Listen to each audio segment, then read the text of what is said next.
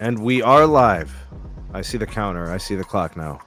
What is up, good people? SMT Nation, March 24th edition, 2023. I got the homies with me. I got a grand posse. I got Carlos S. Tech. I got Brandon. I got Dan 5G Tech. I got EM Tech. And big shout out to our newest member, Max Tech Studios. Max, what up, boy? Big shout out to Max Tech Studios. Somebody link Max's channel in the live chat, please. Let's get him a shout out and let people know what he's been doing on the YouTubes. Let's see. What are we going to talk about tonight? I think we're going to go with a little bit of the usual. We'll do some mobile stuff. But we're also going to be talking some home internet things. Satisfaction with your home ISPs. We're going to talk about WISPs, not to be confused with WASPs. Oh, and then, yeah, man. And then some Ericsson and MediaTek stuff. They got some like multi-gigabit per second downlink on 4 carrier component aggregation. Freaking fast, dude. I know a lot of people talk smack about MediaTek, myself included, but I do like to see them innovating, you know, pushing the envelope and pushing Qualcomm to do more, you know what I'm saying? So I'm with that. And then we're going to be talking about fiber and spending. You guys know that AT&T dropped $140 billion on their network in the last 5 years? Oh, that's a lot.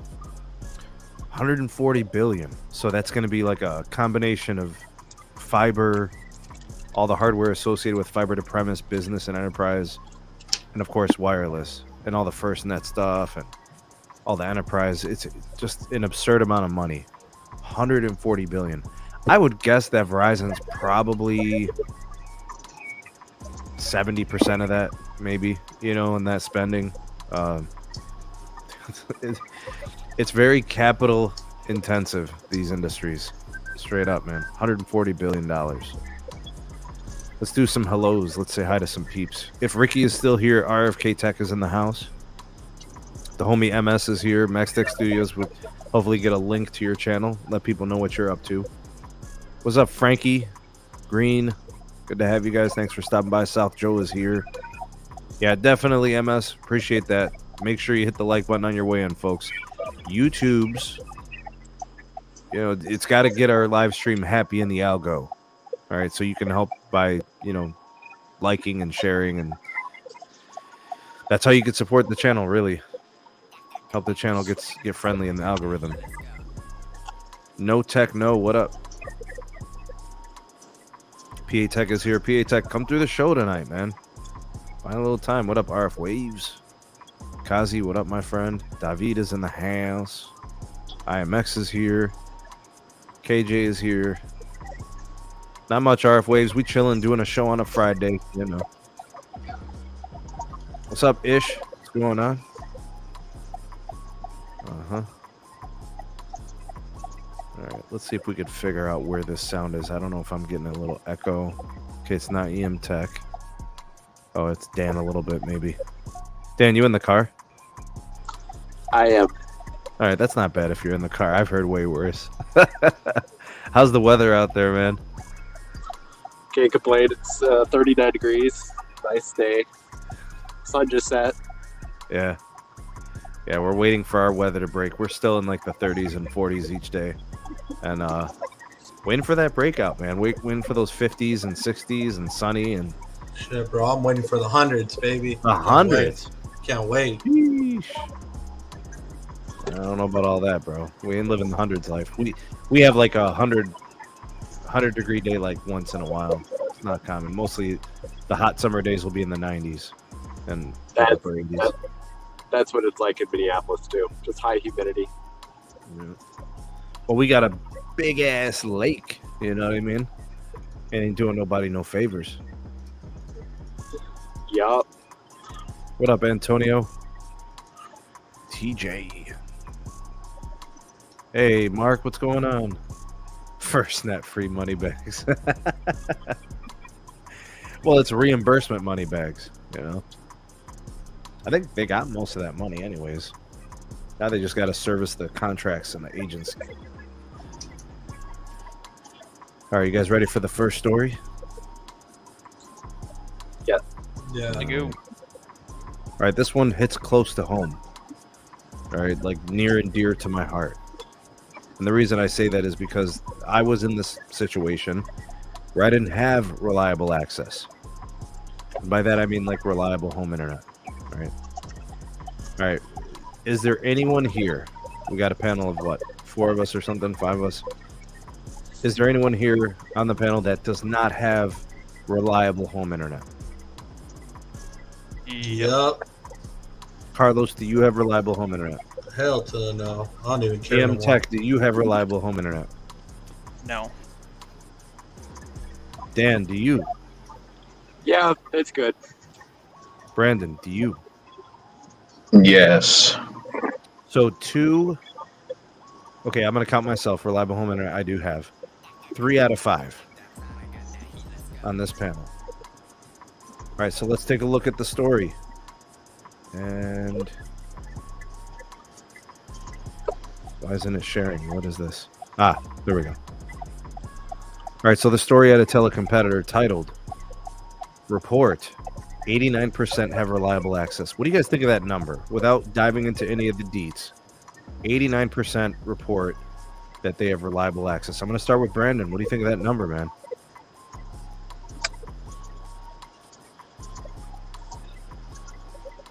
Uh-oh. Oh, you got to unmute yourself. B. I think we lost him. Wait, I'm sorry. Can you repeat that question? I'm sorry. 89% of people have reliable access. What do you think of that number, man?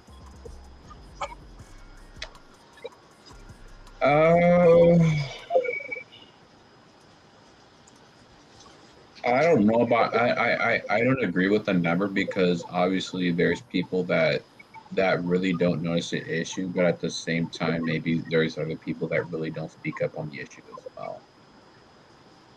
So I disagree with the number. You think it should be higher or lower? Lower. Ah. All right, Dan, chime in on it, bro.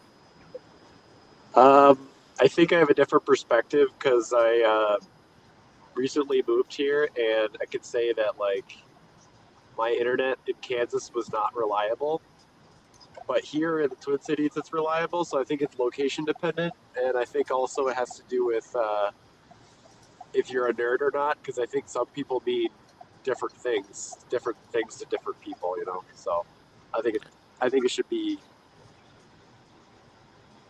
the numbers should be specified what they're talking about in terms of reliability. All right, well, so if I was thinking the word reliability, and I don't think it matters if you're tech savvy or internet savvy or if you're just Joe Schmo from across the way, I think reliability is defined as most frequently, almost always operating as it should. That would be reliability, right? Doesn't go out unnecessarily and doesn't, disconnect or falter frequently. So I don't know. What would be considered reliable? Something that's up and running 98% of the time? 99% of the time? 99. I'd agree with that. What do you think, EM Tech? I mean, realistically, should be 99 plus. Okay, so if we use the 99 plus definition, what do you think of this report saying 89% of people have reliable access? Personally, I would want to know what metric they're basing that reliability standard off of, kind of like Dan was saying, because reliability to you means something completely different than it means to your parents or your uncle or Joe Schmo. So I don't know, and people in this community are going to have a much higher standard compared to other people. So I think it's lower, though. If you want my honest opinion, I think the percentage of people in this country who have reliable, consistent internet is probably closer to like 60 or 70%. Ooh, I found something that we might need. The survey found that almost half, 49% of consumers, said they are happy with their home internet, while occasionally having issues. 40% said they never have an issue. 11% said they struggle with connectivity. What do you think of those numbers, Ian? Well, that sounds a little bit more realistic. 49% 49 say they're happy with occasional issues. 40% never have issues. 11% struggle with connectivity. that seems a little bit more realistic. But that's the numbers. That's what they said. 89% say that they have reliable internet. Right? So basically they're defining reliability as either never having an issue or occasionally having issues. So they're basing it off of consumer satisfaction. That seems kind of biased. Consumer self-reported, right? Yeah. See, that's the problem. We need a standard. We need a numerical standard, whether it's related to uptime or bandwidth or consistency. It can't be based off of do you like your internet or not. Because I'm with Ian. Because, you ask someone who has no clue what they're paying for, they could be paying Charter for a gig when they have a single smart TV and a desktop at home, and they're 80 years old. They're going to say, oh yeah, it's fine. And if you consider that reliability, you're not, there's too much ambiguity in that number, in my opinion.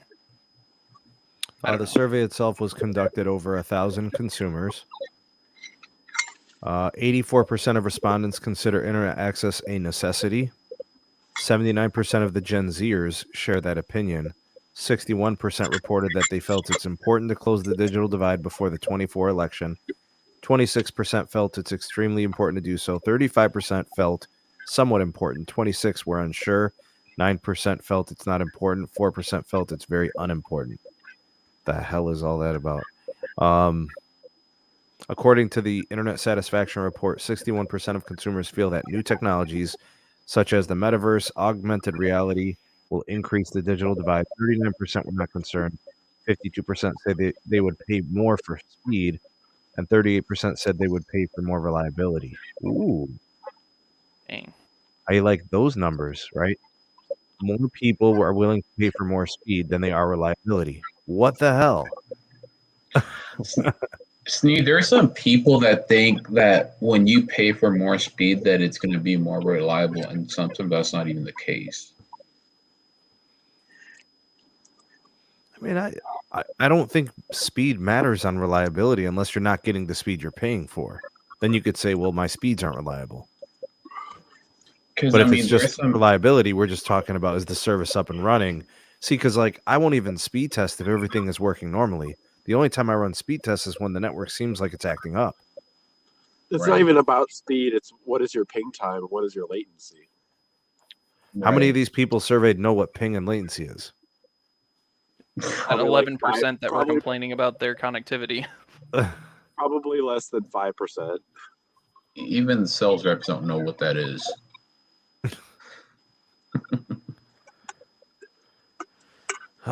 Any other good numbers in here? 68% of respondents report having internet that doesn't affect their job, school, or career opportunities. 32% report problems. Issues include connection being too slow for tasks such as video calls. So that's going to be your uplink. Too many people using the connection at once or service interruptions. That could be routers and gear and modems and things like that. So I don't know. Some weird numbers. That's another problem too.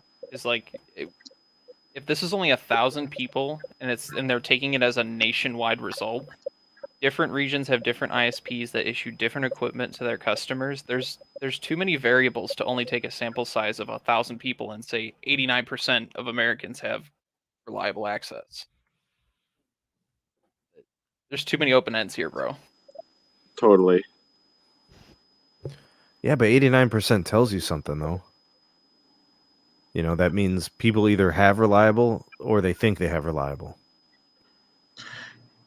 And that means 11% know that something is wrong. And I think sorry. No, go ahead, Brandon. You're good. No, I was going to say, even sometimes people, their devices aren't even reliable and they can't even get the right result. Because A, it's either too old, or B, it's too cheap. Yeah, I was going to respond to Max Tech Studios. If it's always up and running and the performance, everything's working in the house, there's got to be a large number of people in this live chat right now who have 10 plus connected devices on their home internet at any given moment. It's going to be 2 or 3 TVs. It's going to be a couple of, laptop, aka Chromebook, aka, iPad or something, Wi-Fi only devices. And then you're going to have a couple of phones. You're going to have some cameras possibly, right? Surveillance if you're a homeowner. I mean, all those things on there. If everything's working normally, you're not even going to look at a speed test. So even if the speeds were coming up a little short, it's not even making a difference. But yeah, I'd be pissed if I was paying for gig symmetrical and I was only getting like 400 down. I'd be like, well, what the hell? I can downgrade to the 500 speed tier, and save myself $20-$30 a month if that's what I'm going to get.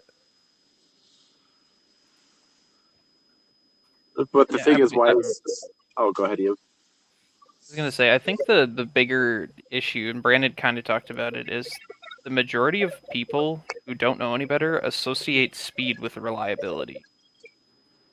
Like, They do.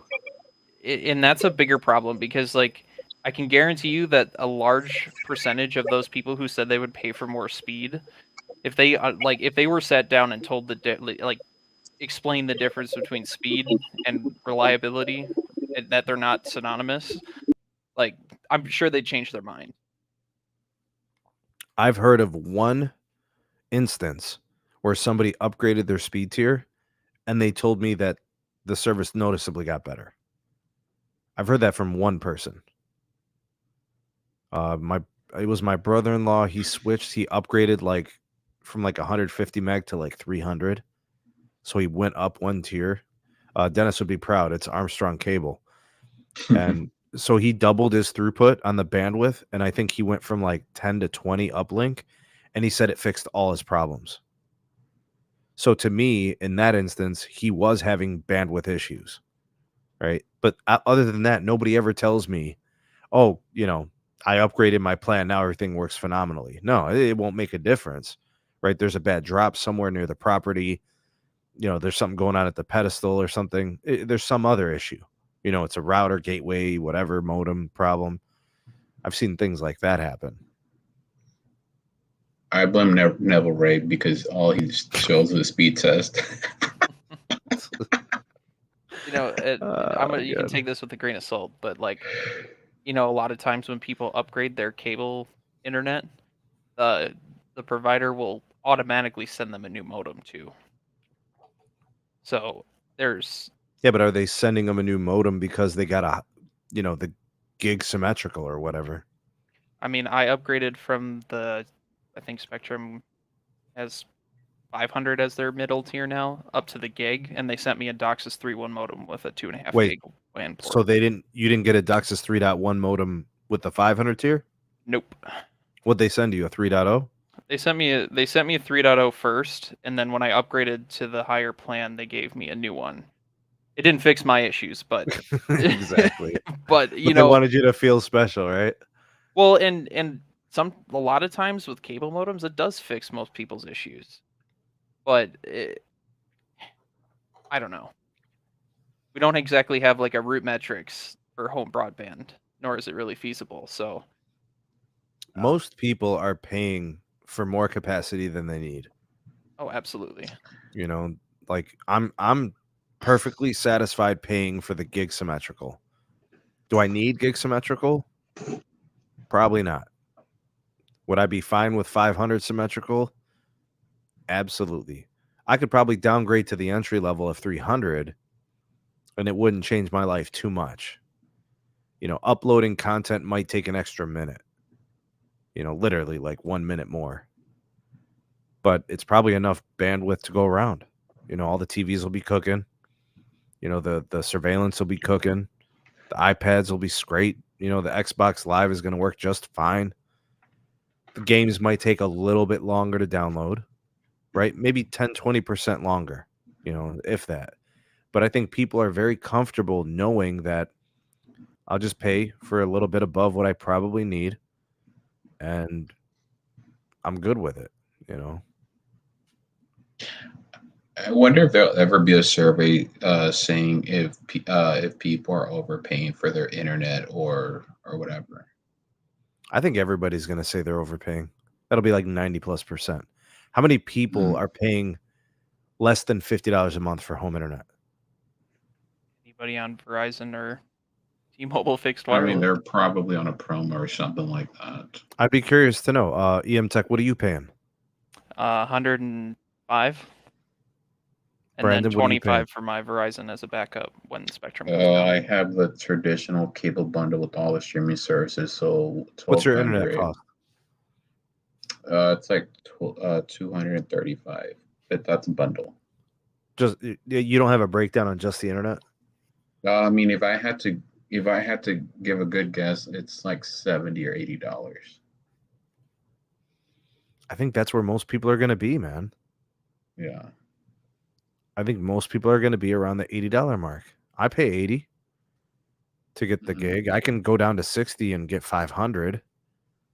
I can go down to $50 and get $300. But like I've already kind of built in the fact that I'm good paying $80 because I was basically paying that to Cox and they were garbage. Right. You know? Yeah, $80 a month. I think that's the sweet spot. I think nobody really wants to pay much more than that, $80. If you're paying 100, 110, maybe you have like the modem fee or whatever. You know. That's I mean, I know that that's what they charge me straight up. So can you use your own modem? Not if you want them to troubleshoot for you. Spectrum refuses to troubleshoot their customers' connections if they're not using a Spectrum modem. Yeah, they say we're not responsible for your terrible connection. Yeah. So I caved and I used their crappy modem. But they charge $135 and then I have a promo on my account. To get a small discount? Yeah, it's marginal. I don't even know why I have it, $20. to be honest. They didn't tell me. So. Yep. That's how it goes with these companies, man. Not everybody has municipal fiber. It was all a dream. Shit, I wish, man. I know. Carlos, what are you paying right now? CenturyLink. Well, here at the lab, 50. What else? Where else you got connected?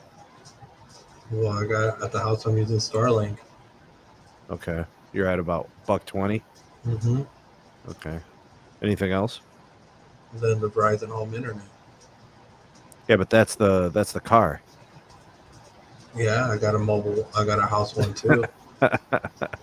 Bro, I got the bunch of T-Mobile gateways and everything. I try to make it work, man. Yeah. And I'm making it work right now with the FirstNet hotspot at the house. That's mainly the main driver. Oh man, we got some incredible people already sending over the caffeine, bro. Big shout out to Frankie for the 5 coffees, man. Appreciate that very much. You guys are awesome. And then Lavendi, always with the coffee, hooking it up, bro. Start the streak off right. Thank you, man. You guys are so nice. Always keeping the SMT caffeinated and motivated. That's why we do what we do. Got a great community, man. Thank you, guys. Oh, I can't get this damn thing to work, bro. This is really bothering me. By the way, if you guys don't know what we're talking about when we're talking about like buy me a coffee and all that, this is what we're talking about. There's a link in the description if you want to support your creators. You could buy me a coffee. The link is in the description. You could buy me 1, you could buy me 10, whatever. I appreciate the gesture and the considerations. Also, there's another way you can help out the channel, and that's if you want to use our unique partner link for Mint Mobile. If you guys are looking for a good wireless deal, you can get it from Mint. Use our partner link, and you'll save money, and then you'll be helping out the channel indirectly. They got some nice cheap plans. It's pretty good pricing, especially if you have like a primary carrier, but you're looking for something secondary, or if you just want to try out the T-Mobile network. This is a very cost-effective way to do it. So they got a $30 unlimited plan. They got a 15 gig plan that's $25 a month, 10 gig plan for $20, and a 4 gig plan for $15. They also do like all types of different service bundles when you buy a phone from them and purchase a 6-month plan. There's lots of different ways to save money. So check them out if you're looking for a good deal on wireless service. All right, you guys ready for the next story? Mm-hmm. Ooh, this one's pretty fancy. Yep. All right, so you know how like Qualcomm always wins everything, and when it comes to modems, they're like the gold standard. Well, Ericsson and MediaTek, they've now hit 4.3 gigabits per second downlink in a 4-component carrier aggregation demo. Let's check out some of these deets. All right, so they merged 4 channels, and one of them is a frequency division duplex, or FDD, and then 3 of the channels are TDD, or time division duplex. This is lab testing, so 4 carrier aggregation. This is all in the sub 7 gigahertz frequency range. They did it with 20 megahertz of AWS, 80 megahertz of CBRS, 200 megahertz of C-band. So what do we got for a combined bandwidth there? 20 and 80 puts you at 100, and 200 puts it at 300. Okay. Test was carried out using the MediaTek M80 5G modem, Ericsson's baseband 6648, TDD massive MIMO radios, looks like air setups, and then some other TDD radio. All right. What do you guys think of that speed? Brandon, I know you like iPhones, right? Yes. All right. So you know that the iPhones have been using Qualcomm modems, but what would you say to an iPhone with a MediaTek modem if it could do something like this?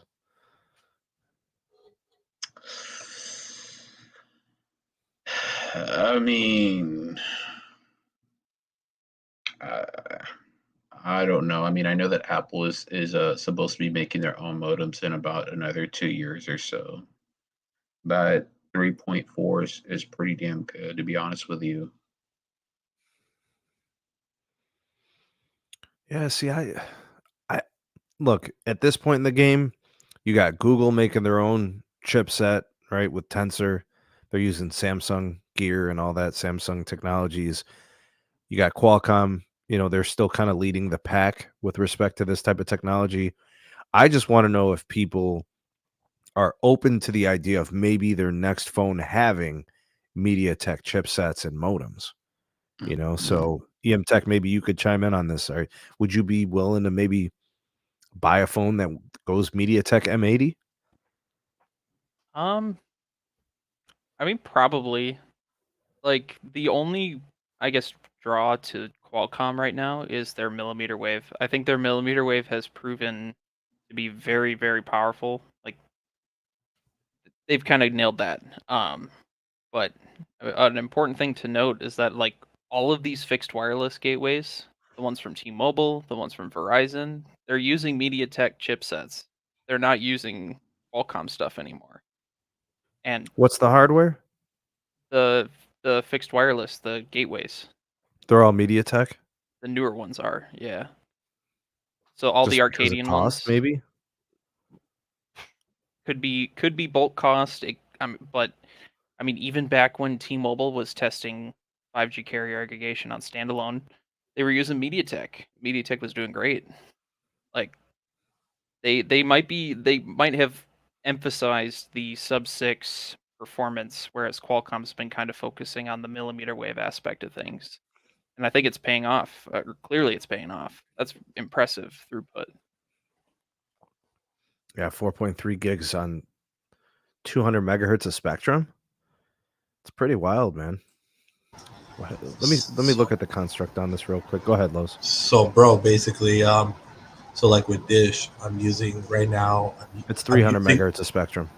So I'm using a MediaTek phone right now, and the MediaTek is performing way better than the Qualcomm version of that phone on Dish Network. Really? Yeah, a lot better. Which model phone is that, Lowe's? The Samsung A23 5G works better than the Motorola Edge Plus. That's a of like equivalent mid range or whatever. Yeah. Huh. That carrier aggregation is better. It holds signal I still edge better even than the X70, and that's me pushing it far. Modem and antennas are two different things. But regardless, it holds the modem, like the way they designed the antennas for that modem, it holds signal longer. It's like something about that modem like has more power. And you're talking about the connections on Dish, so like N71, N66? Yeah, N70 and 48 here. So 48. You guys have 48 live in Vegas? In a couple spots, yeah. Okay. I have to ask you, I know we're kind of off subject now, but I do have to ask, how is N48 on Dish compared to Verizon Band 48? Almost identical. Now, can they do anything with the uplink on N48?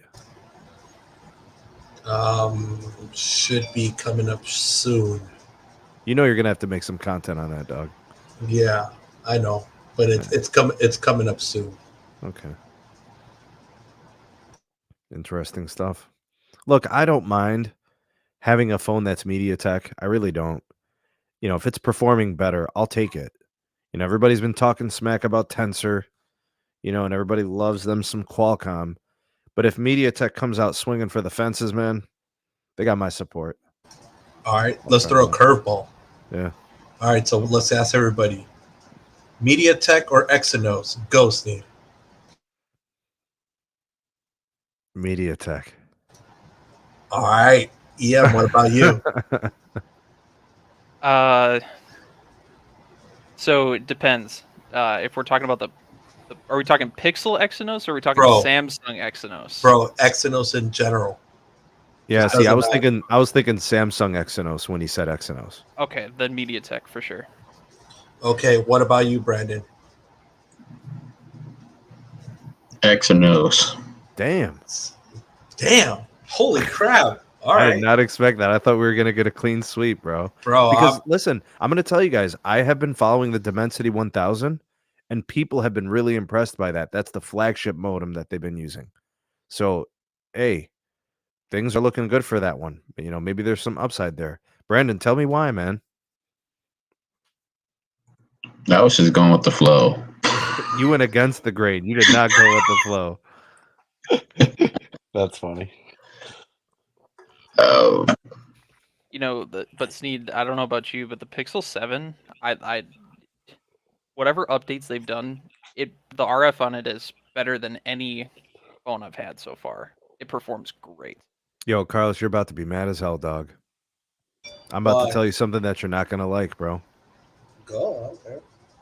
But I do want you to test it for me. I don't know how much you've been testing the Pixel, but I've gotten a couple updates recently to the Pixel 7 Pro specifically because I use it on Verizon. I'm getting like double the uplink on the Pixel 7 Pro compared to the iPhone. Like 20% better, 50% better, sometimes double between the iPhone and the Pixel 7 Pro. See, I haven't had that. Maybe that's a Samsung market thing. That's why I'd love to see what you get off of your Ericsson gear. All right.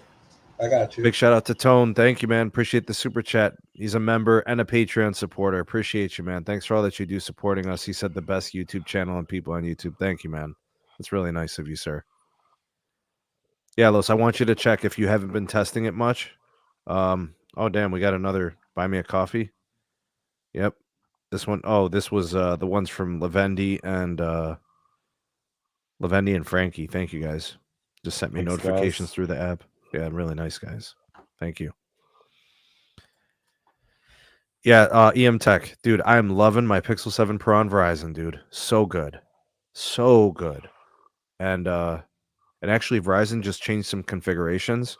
They're starting to do more with CBRS for uplink, and it's making a difference. Yeah, I've been following Lawrence on Twitter. He talks about that a lot. I personally, I haven't seen that. I don't think it's enabled in Ericsson markets yet, but it's exciting. Very, very exciting. Yeah, it's been really good. The downlink it's consistent. It's the same. It hasn't really changed. It's been the uplink where I've been seeing the gains.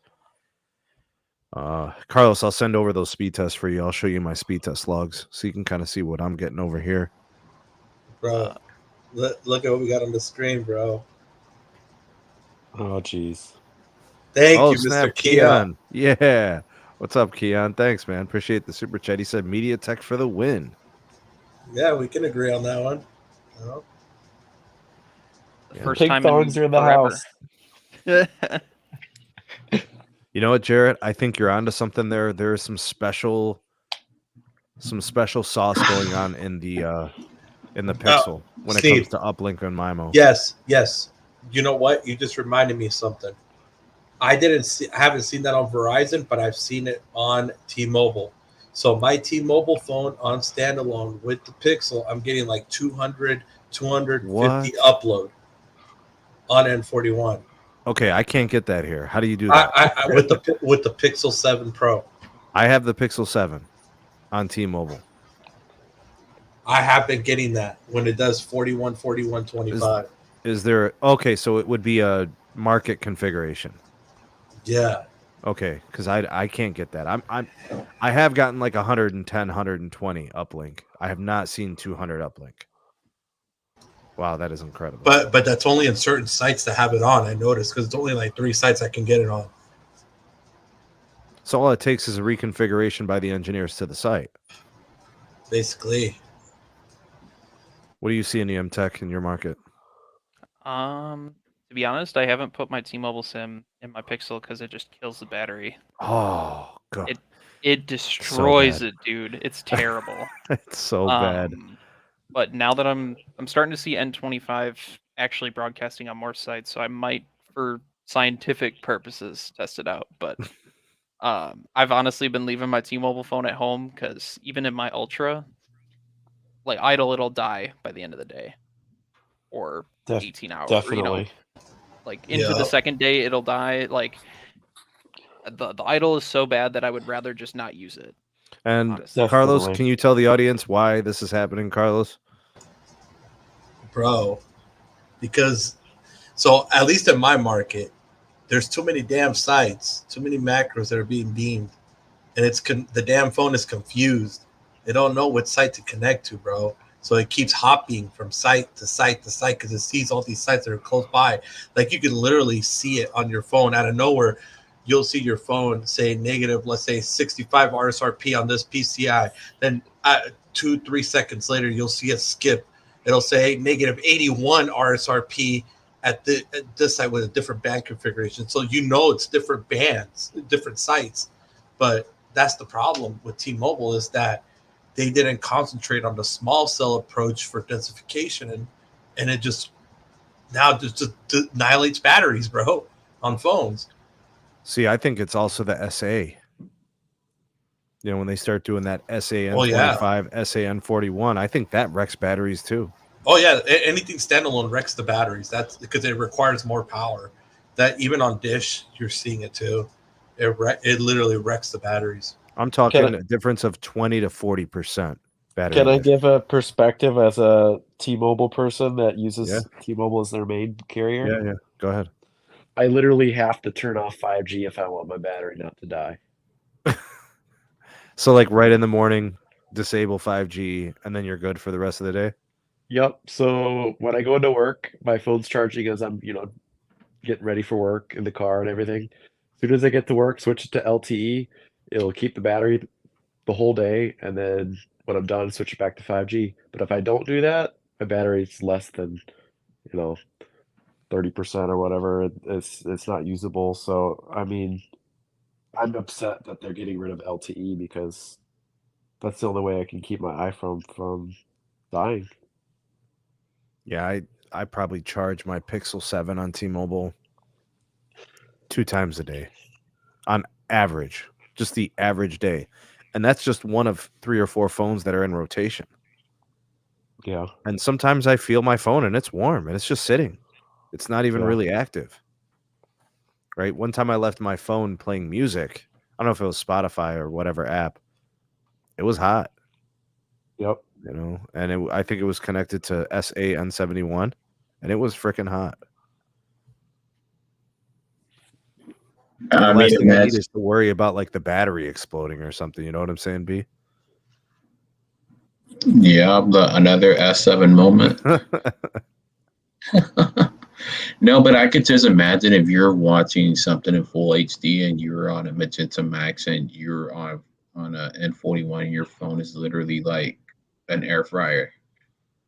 Well, why would somebody like how could somebody feel good about putting their phone in LTE on the 5G carrier? You know, like take for example Dan's situation. He's like, man, I want this thing to last. I'm not going to charge it at work. Let me put it in LTE so it makes it through the day. But like T-Mobile's the 5G carrier, right? 5G network, biggest, fastest, all those things, and he's got to resort to this to make it through, man. I mean, I've noticed that when I have had Verizon in the past, the test for the month or whatever, I've noticed that when I was on millimeter wave, my phone would actually do the same thing as on T-Mobile. But when I would be on C-band or anything else, it would not drain the daylights out of the battery.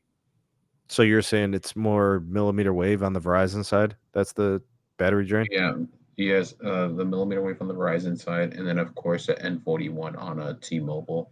If you're not doing anything on your phone and your phone is just sitting there or you're carrying it around and stuff like that, it will still get hot a little bit and it will still drain the battery. And I'm Yeah. sure Dan has seen that before. Yeah, I see it with my Pixel 7. I haven't been using T-Mobile on my iPhone, so I can't comment. But Dan, do you have a Max or do you have a regular sized iPhone? Just a Pro. Regular size? Okay. So Yeah.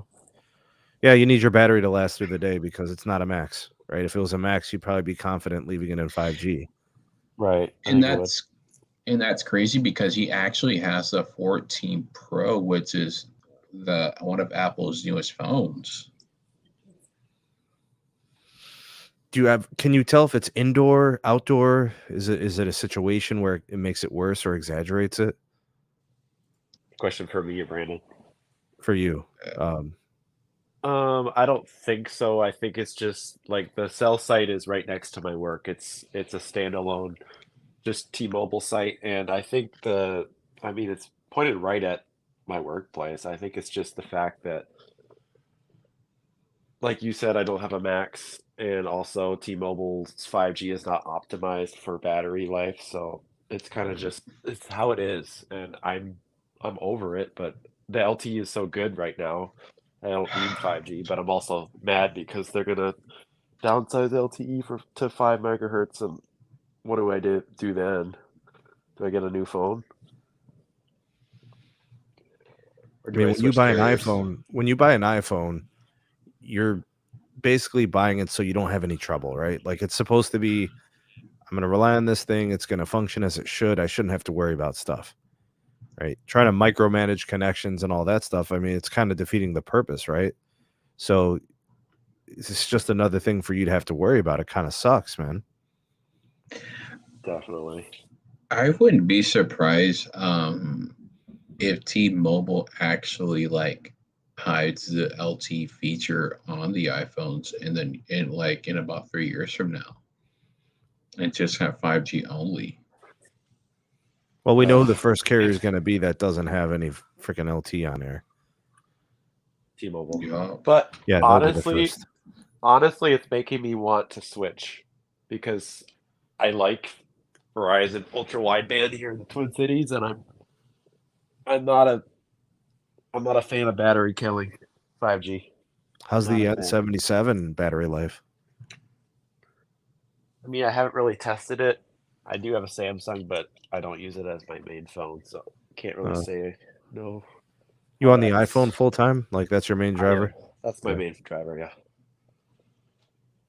Yep. Doesn't this seem kind of problematic given what we've kind of heard through the grapevine T-Mobile's plan is with shutting off LTE spectrum? Listen, man, if you want to live the LTE life, get on AT&T. No, I can't do that. I don't like AT&T. At my You know house, what's it's band 12 only. you know what's crazy, Dan? This is so wild. You went from a bad AT&T area to a bad AT&T area. How does that happen? That is insane, dude. How does I- that happen? That's a great Like, question. they man. hate I don't me. know. I don't know, man. Because like look, Ohio is tremendous for AT&T. They literally offer an incredibly modern network here. Like all the towers are newly upgraded. Every site's got band 14, band 30, band 29.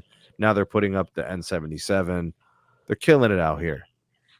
And then I hear like your stories, and I see your experiences with like 0.12 uplink and stuff like that. And I'm like, what the hell's going on there? And you got these, sales reps at Costco trying to sell me AT&T, and I'm like, I try It's to the tell them worst. about band 12. They don't even know what I'm talking about Yeah, because they're just sellers. once dog.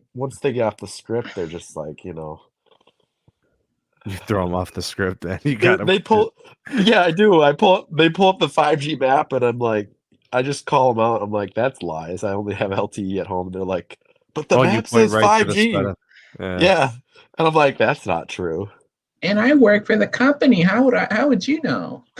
And my response was, every carrier lies, and they gave me this look like, what? Like they didn't believe it. And I was like, They don't even know, dog. they don't even know. What 5G Plus is. They don't. 5G Plus, that's the side of the battery that you put on the top, right? Yeah. Literally. Yeah, I don't know, man. I don't know what T-Mobile's Bro. going to do. Everybody's talking about 5 megahertz of band 12 left on T-Mobile. That's just crazy talk. Bro, freaking AT&T can pound sand, bro. That's coming from me, bro. Still mad about your night and weekend minutes, Los? Me, it's not about the night and weekend minutes. Me, I'm mad about the early termination fee for a phone that I paid full price on. Oh, Yeah, that doesn't make sense. That's what I'm mad about still from 2000. When did the first iPhone come out? 2008? 7? 7.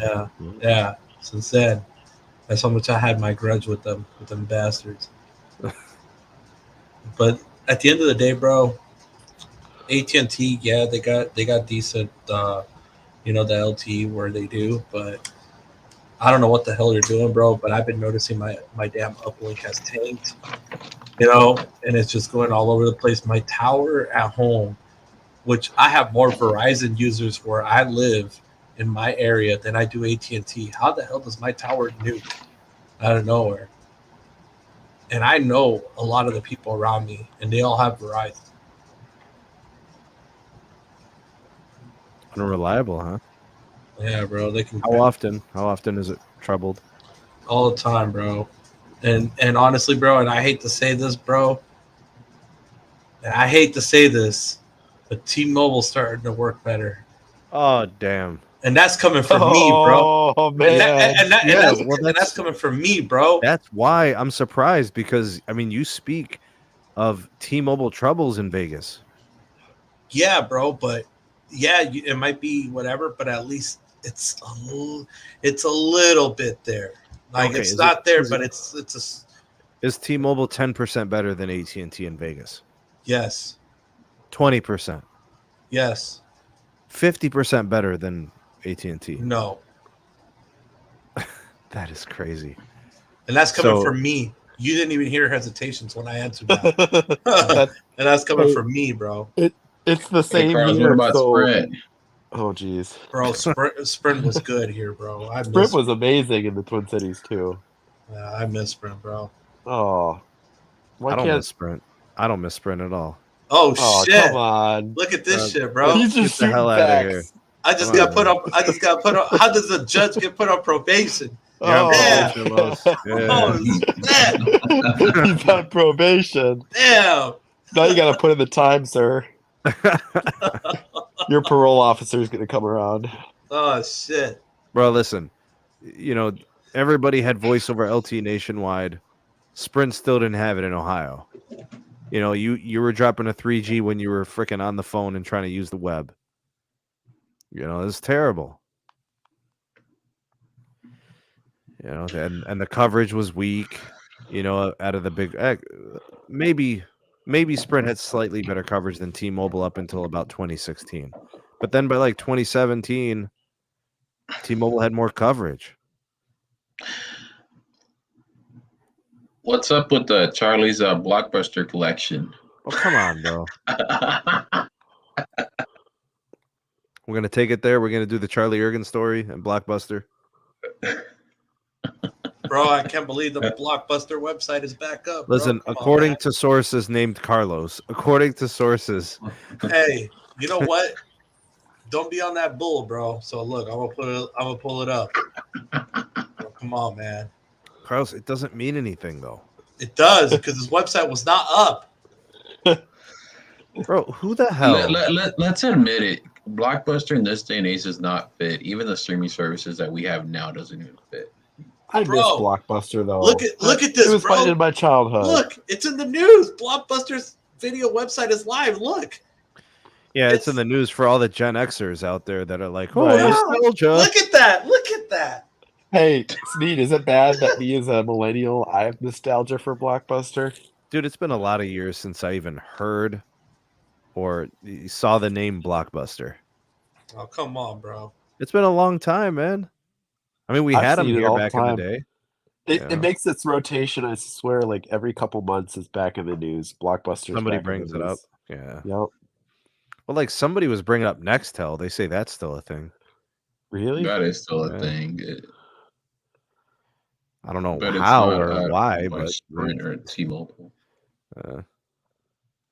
I think Ricky is it's somewhere in like the Keys or something, isn't it? The company headquarters. Yeah, it's in Florida. That's random and weird. Well, because the name expired. So what happened is in 2017, Sprint didn't renew the patent for the name, so freaking that company bought the name and the logo and everything. I see. Oh.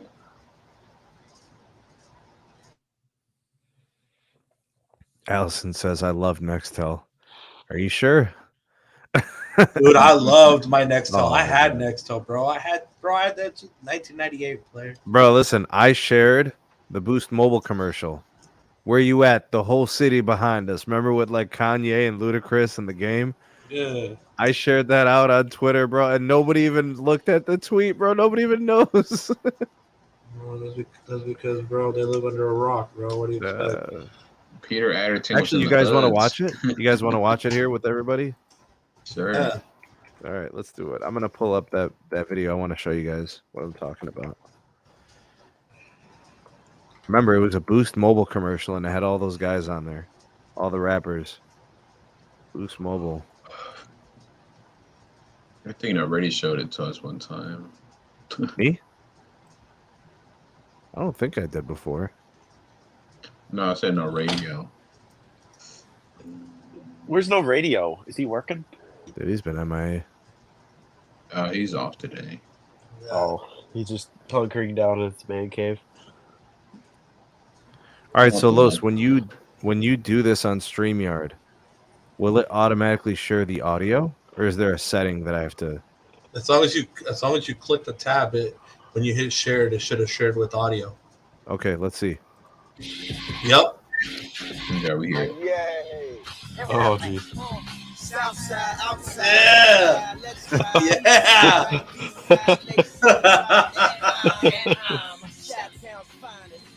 Come on, All let's right, hear I don't listen. I don't want to get demonetized, so that's why I had to break it up and offer a little disruptive commentary. All right, let's go back.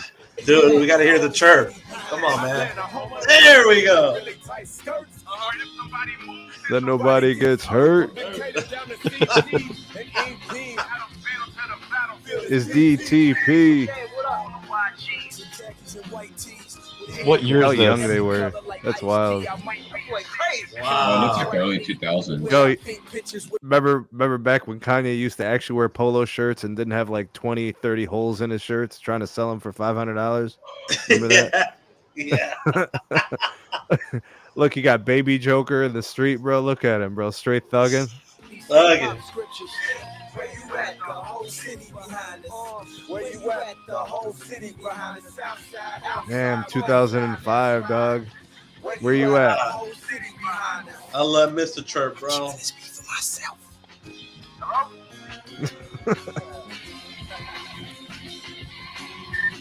Man, where you at, Los? Where you at, dog? Oh Bro, man. the Chirp, bro. I miss that shit, bro. Yep. The whole city behind us. Oh man, that was good Yeah, back that in the was a day banger. stuff. Yeah. Yeah. Were you in high school, Los? No, I was actually 2005. Most was in the military, I think. I was Weren't you in- I was at my first tour. Really? Wow, you're old. Oh yeah. Hey, 05, I was in college, dog. I was 11. Seriously, 11. I was in college. I think I was in my maybe second year of college. Wow. Yeah. Dude, I remember, what was it? 05. I got there in April 05. I got to Afghanistan. And literally they just throw you down, bro. And they tell you these are your duties. You go handle mission, bro, and that's it. You're on your own with your buddy in the desert. Yep. We're not even going to talk about where I was in 05. Oh, what's that? Bro, I was in kindergarten. Jeez. Are you the youngest person here? In this room, yeah. Oh man.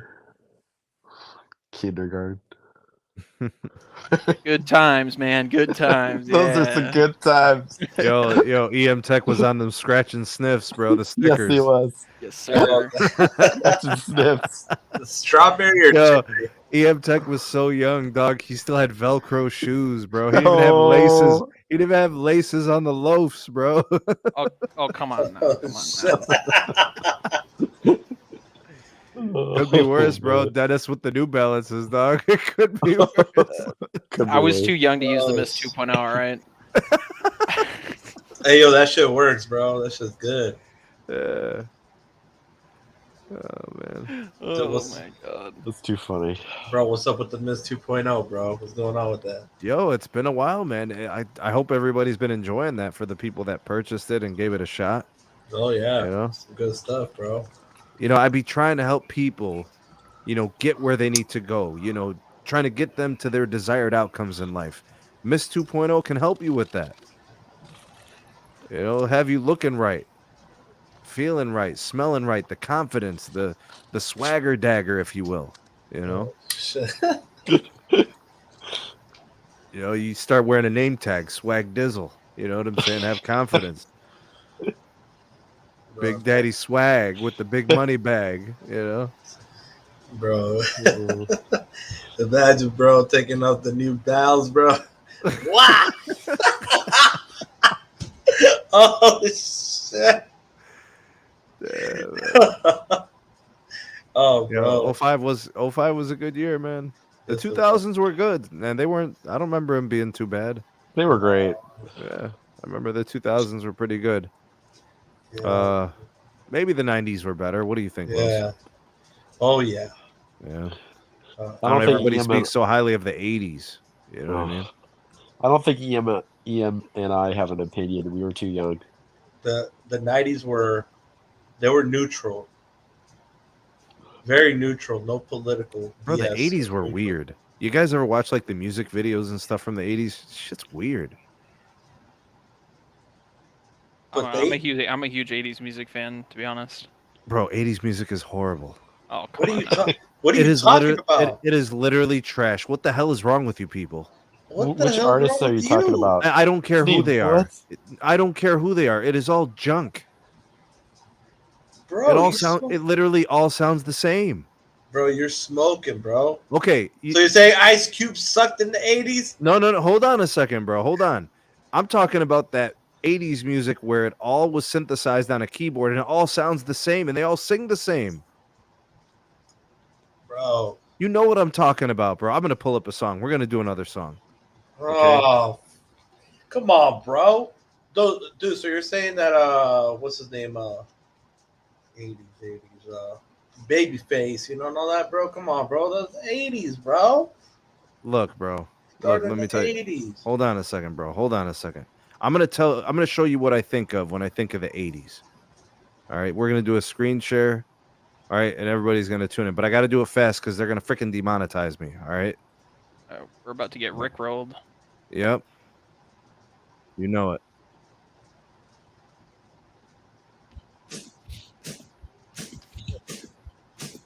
This is 80s music. Oh yeah. Oh this yeah. shit. This right here. All the songs sound like this. Bro, that's a good song too. It all sounds like this, bro. That's a good song, though. Good song. This is a good song. Yes, it is. It sounds like the other 10,000 songs that sound just like this. Yeah, that's how every decade is, though. No. Bro, okay, so Like All right. popular mainstream, like pop culture music, it all sounds the same. all right, True. guys. So It sounds great though. Let's do a vote on the chat then. All right, so if you guys think that song right there is the hot shizits, you put it number 1.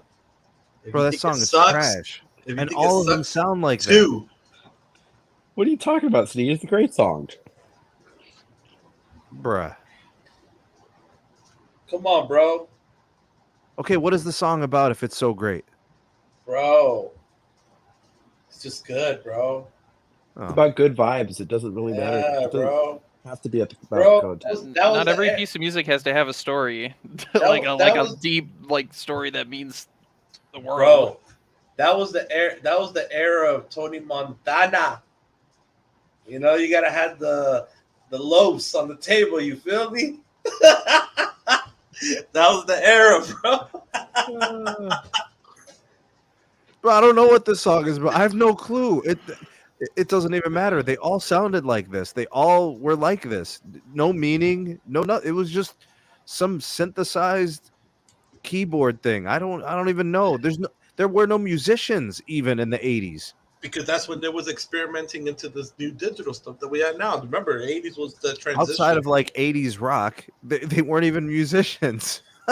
They were just Okay, so like any DJ or anybody that mixes for current artists right now, popular DJ? artists, like the half of the music you hear on the radio has no meaning either. Like, let's be Are you real talking here. about today? Yes, today. Yeah. It's Bro. the same. So you saying you don't like Michael Jackson's music, bro? Because he did a lot of good stuff in the 80s, bro. Yeah, he made Really? good music. Yeah, that's true. Yeah, bro. Yeah, he That's made why- good music. It, But his it music wasn't all bad, hold bro. on. His music did not sound like this, Carlos. Well, no, but they were experimenting with the stuff too, with the synthesizers and all that back then. Remember that too. So that was the era, the 80s, bro. When it comes to music, come on, bro. Me and No Radio, that's our era, bro. Look, bro. That's all our thing on music. all the songs in the 80s that were like the pop sound like EM Tech was talking about, they all sound the same like this. You can't even tell apart the artist or the singers. Like, you look at the title, they're like, oh, okay, that's what's his name or what's her name. But you can't tell it apart. Shit all sounds the same. They sang the same way. They even use like the same hooks. The choruses are all structured the same. It's terrible. Oh man. And it wasn't that great the first time. Why would it be great the 30th time or the 100th time or the 10,000th time? Yeah, we can agree to disagree. Yeah. Man, you could disagree with these nuts. We're disagreeing with you, Sneed. Yeah, unfortunately, you're alone in this battle right now. I don't give a damn. This is shit trash, bro. Bro. How are the lyrics good? How? You don't even know what they're saying. They can't even sing. I'm telling you, bro. That was the whole thing about the 80s, bro. It was a transition era in music. Bro, you had a bunch of bums that, like, on Christmas bought a bunch of Casio keyboards and started making beats, bro. Hey, hold on. I'm gonna have to agree with Ricky here. Sneed needs to report to Cell Block D's. It's going in for an overnight stay, weekend stay in the Slammer for this one.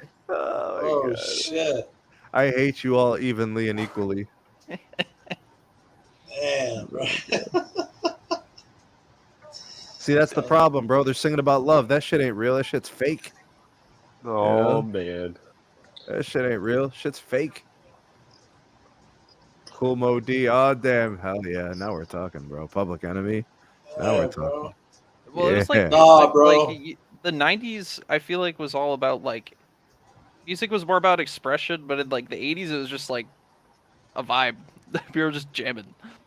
But, like, everyone in the 90s had, at least, I'm assuming the stuff you listen, or what you're referring to, is all about having a message and, like, speaking out through your music. Like, in the 80s, it was, I'm gonna play with the synth keyboard a little bit and see what happens.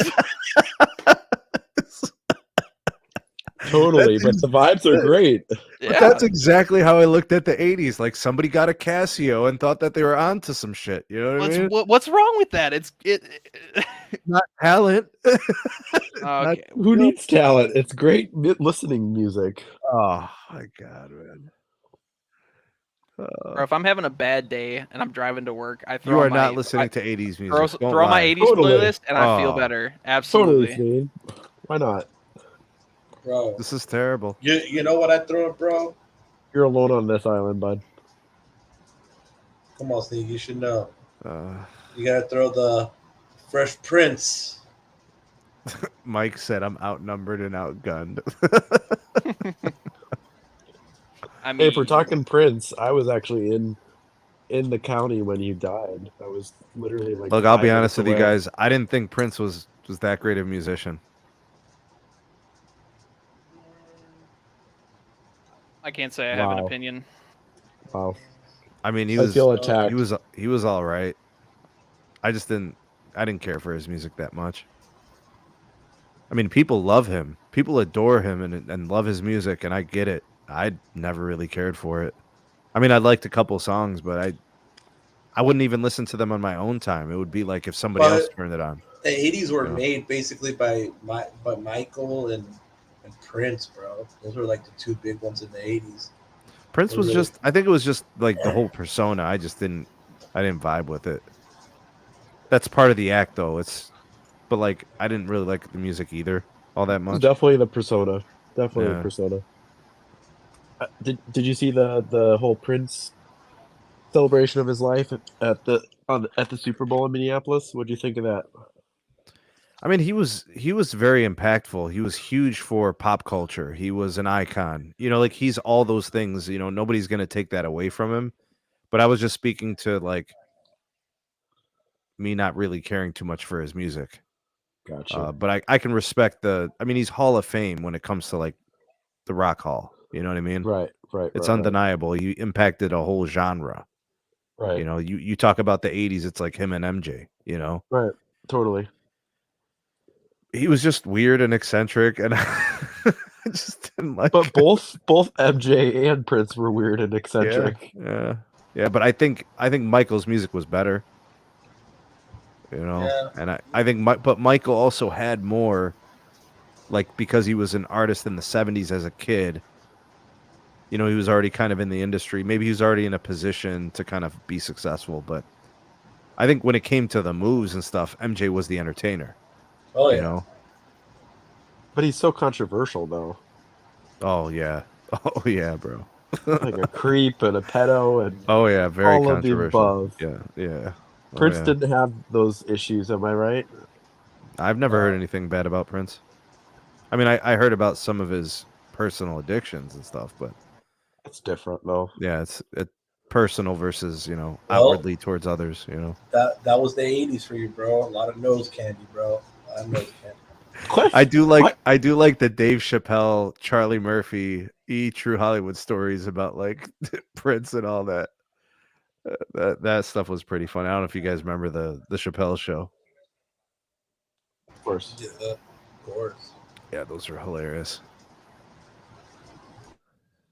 Oh man. Wow, Snipes brought up James Brown. See, I think James Brown is one of the greatest singer entertainers of all time. You know, James Brown had a style that nobody will ever copy. Like nobody will ever be like James Brown. You know? At the end, James Brown, where he made his money and his fame, wasn't that at the end. It was him developing the music for other artists. That's where he made his cup of tea, bro. That's where he made his fortune and his. But James his Brown name. was the embodiment of an entertainer. Like it Yeah. was the singing, the dancing, like he put on a show. Oh, Like of course. he was sweating bullets when he entertained Los. It was crazy, you know. Oh, of course, of course. This is a man's world. You know? And then you would see him perform it, and like there's pain in his face. You know, it was emotion. Yeah, the music. You know, you felt his emotion from his music. Yeah. Yeah. So you weren't getting that out of the Casios in the 1980s. Come on, bro. You weren't getting that stuff. That stuff had soul, bro. You know. Get some kid with a Casio in his toy closet. Come on, bro. Totally. Totally. Bro, that's just crazy. Crazy times. All right, Los, you want to open up the phone lines, bro? We're already doing the music thing. By the way, I think that's what we could do. We could talk music, or we could talk cellular, networking, home internets. Whatever you want, man. Whatever. I say we do both. Yeah, open it up. We got the lines open, 702-605-6551. Call in, comment, questions or concerns. Hit us up. Yeah. Los, if we're still doing the I think we're not doing voice over IP numbers. We're sticking with cellular numbers. Yeah. All right, so that's what we'll do. Except for one individual, Mr. Rick. Yeah. The pickle. Right. Yeah. T-Mobile, woo, watch me now. What is this? Come on, Keon, get your ass over here quick. Yo, I'm pissed at Rick, bro. He tried to put me on probation with Kazi. I'm pissed. All right. Okay, so we got somebody calling in from Wisconsin. Don't you know? All right, so hold on a second. It's coming up here. All right. Tell us about the cheese, man. Tell us about the Green Bay Packers. Tell us. All right, let's put them on. All right, let's add them on the line. There you go. 3. Oh, it's Max. Okay. What up, Max? Want to unmute Max? Let's see here. Sorry about that. There we go. What up, Max? Hi. How you doing? Good. What's going on? Doing well. Very in agreement with Sneed on his opinion on 80s music. Oh, he's not alone anymore. Yo, let's hold on, bro. Let's boost this audio really because this not is alone. gonna be important. Let's boost this audio. We gotta boost you up, Max. Go ahead. You got All it. right. I'm Elaborate, living in Max. a house where like several people here listen to it. Sometimes pretty often, you know, sometimes in the car, my dad will have an 80s station on or like an older music station on. And that's most of them in my local area, but I just hear it a lot. It's all the same. Yeah. It all sounds the same. Bro, I'm telling you, every single song has the same cadence, the same rhythm, the same synth keyboard, same thing, bro. What's wrong with For that? real. Don't care. It's a vibe. So why don't you eat the same Totally thing for about lunch vibes. and breakfast and dinner every day? I don't. I kind of understand people who say that like modern pop music all sounds the same. And I'm not going to like get in a big argument about it, but I'm just saying 80s music sounds the same and it doesn't sound good. So the sound that it continues to sound the same is not good. Yeah. Yeah. Max is a friend of the show forever. You hear me? Yeah. Forever. Yeah. Yeah. That's right, Max. Please Yeah. come back. Sneed Call needs back somebody every to agree day. with him. That's right, bro. Oh man. All right. You got me on this panel with these people over here just All right, hating we on the got- Sneedster, man. Seriously. We got another caller waiting on the line. So All right, let's bring him in. All right, Max. Have a good one, bro. Call Thanks, us Max. back. Appreciate it, man. Thanks for joining. All right. Thanks for All joining right. in. All right. Man, these people are gonna start attacking me. You guys better not gang up on me. All right, we got Oh. Mr. Donald, and he's calling about the AT&T 5G Plus. What up, Don? I noticed that I have 5G plus coverage according to the mapping AT&T, But they must have been snorting something when they mapped it because They're using some inner I'm not shell. getting 5G plus. I'm only getting the regular 5G stuff.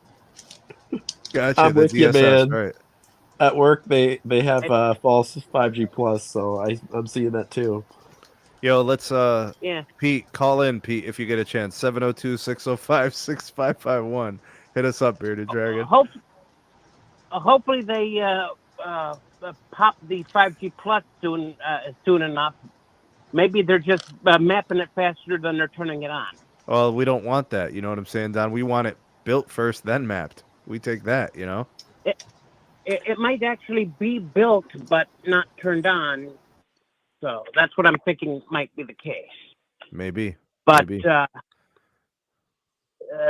hopefully they do, because the 5G is pretty crappy. I think it's 3 to 5 down at my home usually. So when it's real busy, so that's pretty crappy. But at least it's better than 2G.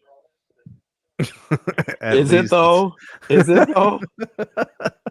Yeah, it is, because whenever I had it on LTE, it would before they managed to connect to the 5G, it was constantly on 2G whenever I do a speed test. Just about. Damn. Well, the At least secret it's is marginal. the secret is Oh, AT&T doesn't have 5G plus. It's all LTE. It's totally just LTE. All right, Pete, I got to get your opinion, bro. You got to help me out here. Okay, 80s music all sounds the same. It sounds like a kid in his toy room closet playing with a Casio that he got on Christmas. All right, agree or disagree? Depends on the 80s music. I'm talking about like the pop stuff, like the Take On Me stuff and all that. Not the rock, bro. I love, I'm going to tell you one thing. If you think the 80s rock is bad, you have one problem. The fact you're listening to 80s pop. Well, that's my point. I love the 80s rock. I don't like 80s pop. Yeah, so you're right. The 80s pop is garbage. Next caller. Oh, keeping us on track. That's I right. forgot to mention something. Fios. I was told on a text chat customer service over at Verizon when I was inquiring about their home internet with 5G that they said I was supposed to have Fios coming eventually to my area. I'm not sure if they were I'm not sure if they were misinformed or if they happen to have inside knowledge, but I'll keep an eye out just in case Fios pops. What state is that, Donald? What state? Illinois. Illinois? It's, all right, keep us posted, man. Okay. It's near Chicago. It's about 70 miles away or 80 miles away at most. So. Isn't that a Spectrum area or is that a Comcast area? Comcast. AT&T. Comcast. AT&T and Comcast. Yeah. And T-Mobile Home Internet is supposedly available here, but I'm not going to chance trying to buy that because I think my home is old enough that it's got enough rust in the walls with the lath and plaster that it would interfere with the N41. Is that a legitimate concern, N71. Pete? Those building materials? Rust, plaster, and what else would you say? Like rebar? Rebar, you'll lose like 9 dB. Everything else is fine. They actually lost about 75% of the downlink. Damn. Or more. Yeah, that's 9 dB. Yeah, you're probably losing most of the mid-band. You're probably just down to a little bit of low band, huh? Well, it's actually occasionally it would connect to the N41 and only give me 56 down top. Well, all we can say, Don, is stick to the windows, man. Good luck with that. Hey, Don, we have another caller. Either that or pop a pole outside and then hook it up. All right, bro. We got another caller. waiting on the line. Okay. You know, Salute, just give Donald. us a call Thanks, back man. in a little bit if you want. All right. All right, we got next caller on the line, and it looks like they're from PA. Yep, from Philadelphia. What up? What up? What's going on? What's up? So I just wanted to talk to you guys because I know a lot of times you guys seem like perplexed about what companies do, as if, like, let's say when a new plan comes out or something, who might be interested in it or something like that. And as someone who's worked in a retail store for like 5-6 years, I'd say, I worked during the Sprint T-Mobile merger and everything. Customers get whatever we tell them to get, really. So, like, when you look at plan adoption rate of any plan, it's only as successful as the employees make it. So, like, when the company gives different employees incentive for, selling that plan, no matter how cheap or expensive the plan, that's probably going to be the best plan sold. Like, if you know what I mean. So, like, Okay, I think so let me push back a little bit. Go ahead. What's your name again? Mm-hmm. It's Top Tier Tech. Okay, Top Tier Tech, my dude. I see you from the comments all the time, man. Appreciate you. Mm-hmm. Okay, so do you currently work for a carrier? I currently am a store manager at T-Mobile. Okay, so here's my angle, right? I look at what T-Mobile has done over the last few years with their plans. There was a point where it was just like T-Mobile One, like after Simple Choice and all of that, right? And then it went to Magenta, and they offered Magenta MAX, or Magenta and Magenta Plus, I should say, with that HD add-on and all that. Then they brought in Magenta MAX, right? And there was Magenta Essentials. So when the customers come into the store, what dictates what they buy is usually cost, right? So you can push something, and you can increase. But it's usually cost of what they've had compared to what they've had before. So, like, I would have people come in from Verizon, let's say, who have 3 lines on Get More, knowing that their 3 lines are probably about $220, $230. Mm-hmm. So even if they want a cheaper price, they'll be more than happy with Magenta. But, me and my employees wanting the commission, they can get Magenta Max and it still be way cheaper, even though they could save money being on the Magenta plan. Sure. So we're also trained to do things like maybe lower the plan to sell an extra tablet, let's say. So you lower them from Magenta Max to Magenta, which frees up $20 to $30 a room for a tablet and a tablet line to tell them it's included. Okay, so let me ask you this: do you know your customer demographic? Do you know, like, the mean income of the average family in the area that you sell? In the suburbs I'm in, it's about $53,000 in the suburbs shortly outside of Philadelphia for the average personal income, not household. Okay, because I was gonna say I know that some of that can sometimes influence their ability to make certain purchases too. What is your best selling phone? Yes. What is your best selling phone? There are people who will come in. Obviously, there are people who do come in and they're on more strict budgets, and those are the people who you just give the cheapest plan just to secure them. But if someone comes in and they say, I'm paying $230 at AT&T, how much can I pay here? Most people are not going to offer them the cheapest plan. They're going to start top down. Like, sure. I know you guys talk a lot about upselling. Top down selling is way more common, like in phone stores. So someone comes in and you tell them the top price, everything fully maxed out, insurance and everything included. And if they say that price is too high, that's when you start working things down. There's only one carrier that does upselling. Everybody else goes top down, right? Verizon is upsell. I disagree. I do agree with that. Yeah, share your perspective. Yeah.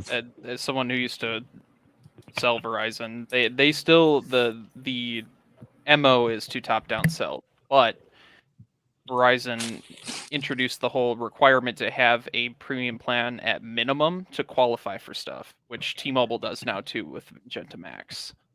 So it's still a top-down selling like model. It's just there's another asterisk where you can't go too low, you know, in order to qualify for stuff.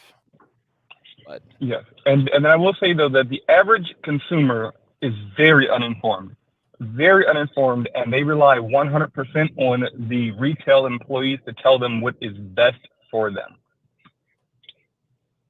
that's Like, very and true. most retail All employees, facts. and I'm being truthful, they're also very uninformed.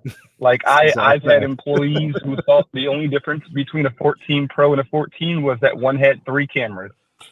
I can second that. You guys used to call into my call center, and no offense to you and your cohorts, but you were difficult to deal with. Oh my God! Oh, we had to call with the NSS, RSL all the time because employees make mistakes and things like that. And one more thing I wanted to bring up is I do want to see MVNOs be a little more successful, but I think they've gotten a bad connotation because of how low income they are. So like, Cricket and Metro do things to save money, like only open up stores in low rent locations. So when you want to go to one of those stores, like older people or safety, where people are less inclined to go sign up there because of the areas you have to go sign up in.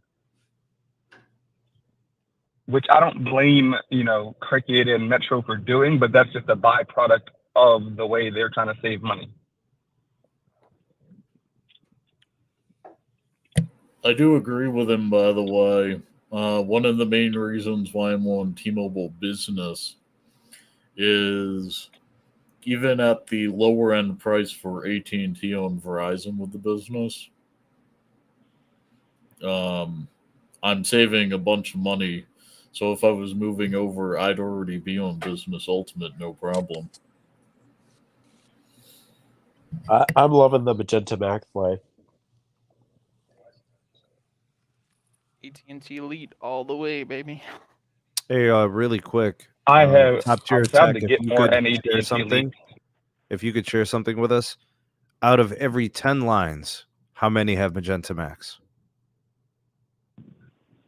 I'm not gonna lie to you, it depends on who's selling that day, and how informed that specific customer is. But usually if customers come in and just ask to sign up for service, like don't know the pricing, haven't already checked online, I'd say a good 8 out of 10. Overall, probably 7 out of 10. One out of 10 people might come in.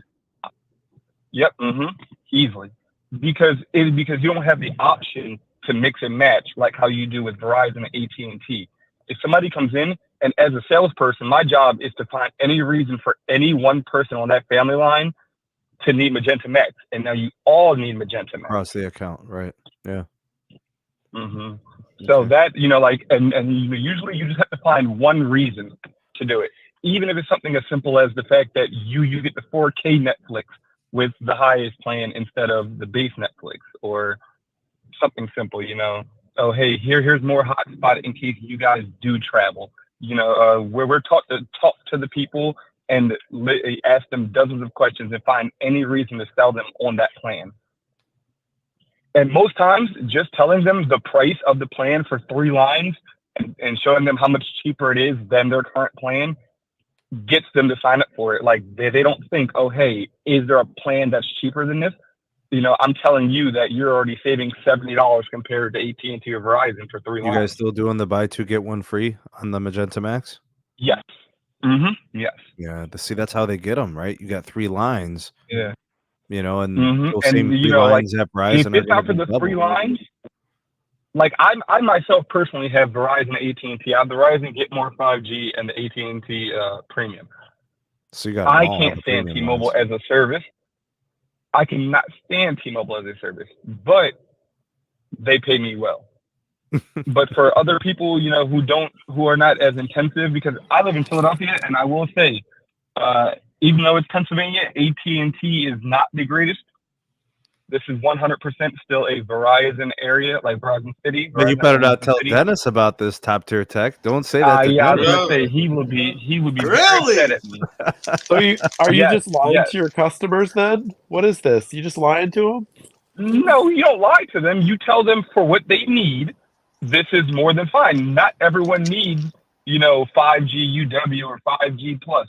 Some people are okay with 3 megs up and 2 megs down all day. I think couldn't they use just it. want their apps to keep Exactly. moving. I don't think they care about the speed. They just want And apps that's to the keep thing. cooking. You guys think from your perspective too many times. A lot of times you have to think to who's being sold to. Like the 48-year-old mom who's mainly on Wi-Fi, the 60-year-old retired grandpa who uses 3 gigs a month, and now we can get him on the 55 Magenta MAX. That's another thing. T-Mobile having the 55 plus plan, me being in the suburbs makes it really easy to sell it. Because I think it's like 85 off the top of my head. Yeah, I think it's like 85 for 2 lines. Hey, Top Tier Tech, can you It's- speak it's to 90. the coverage of the It's 90. carriers in the That's good. Philadelphia suburbs, Chester County, PA? Like Chester County specifically? Yeah, Because we there's also have Conshohocken and King of Prussia.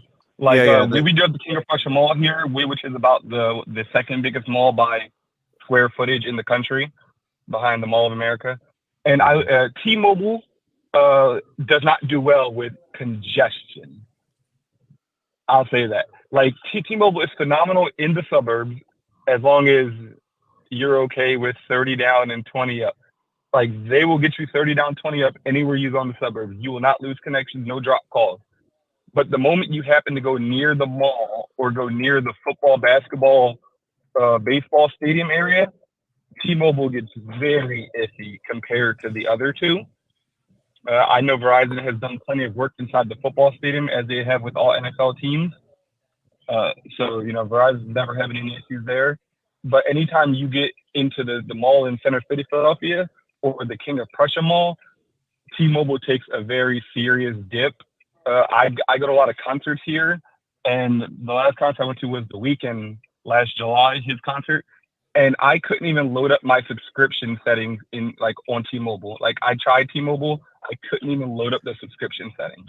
It's interesting that you say that because I go to the Mall of America all the time, and I went there on December 26th, which is super busy, and I had 0 issues. So maybe your market share. Now, for Mall of T-Mobile America is low. might be a little, now Mall of America could be set up differently. I can't speak to Mall of America. I've never even been to Minnesota. But in the King of Prussia Mall, specifically, I'm saying. I know. I'm Nice just thinking Top Tier maybe your Tech. market Appreciate share you is calling. low. Big shout out to Tana So Lit. Appreciate the super chat. What's going on, brother? He said he's blasted. Happy Friday, bro. What's up, sir? We salute you. Yeah, salute to you, man. Damn. Yeah, so then that's what all I wanted to bring up. I just wanted you guys to think more from the truly average consumer. Like a lot of times, the average consumer knows nothing, and they know what they're told by the carriers, by the company, which is why Apple is so successful, because Apple tells you what you need. Apple doesn't give you the option. Gotta ask you a question, bro. Mhm. You know how many subscribers I got on this channel? 22,000? Got about 22,000. Do you know what type of people watch my channel? Yeah, see, now I get that. So I do try to give the angle of the average consumer, right? Because I want people to have that scope. I'm just talking from specific conversations that you guys have, like when there's a new plan coming out or a new device, when you guys say things like, who wants this? Yes, the 22,000 people, including me, that watch your channel may not want it. But Verizon has 130 million customers, 140 million customers? Yeah. AT&T another 110, T-Mobile another 110. Mm-hmm. A lot of people are going to want it. And a lot of times they're just backup plans to say, hey, we have this plan that you can afford if you can't afford anything, absolutely anything else. Yeah, they're always more watered down than the last one. Of course, yeah. Like when you guys talk about AT&T value plan and the T-Mobile Essentials value plans, rightfully so, you tore it to shreds for people who know about cellular networks. But for the average consumer walking into a store, because most people do get their service and phones from stores. Like not a lot of people really. So Top Tier Tech, why do I still have my 2017 new Verizon Unlimited plan? Because it's an amazing plan. Because plans get worse over time. They give you less. Plans get worse depending on what you're looking for. Depending what you're looking for. So, like, does Apple Music get covered in that 2017 plan? I do not think it does. No. So I use Apple Music. So that's $10 a month. They give me that 6 month. They give me the 6 month trial. Top Tier Tech. They were nice enough to give me 6 months. So you get a limited hotspot on that though, right? With the 5G ultra wideband, yeah. Yeah. See, so me personally, I don't use more than 5 gigs of hotspot a month. So the Disney Hulu bundle and the Apple Music totaling up to about $18 to me is way more value.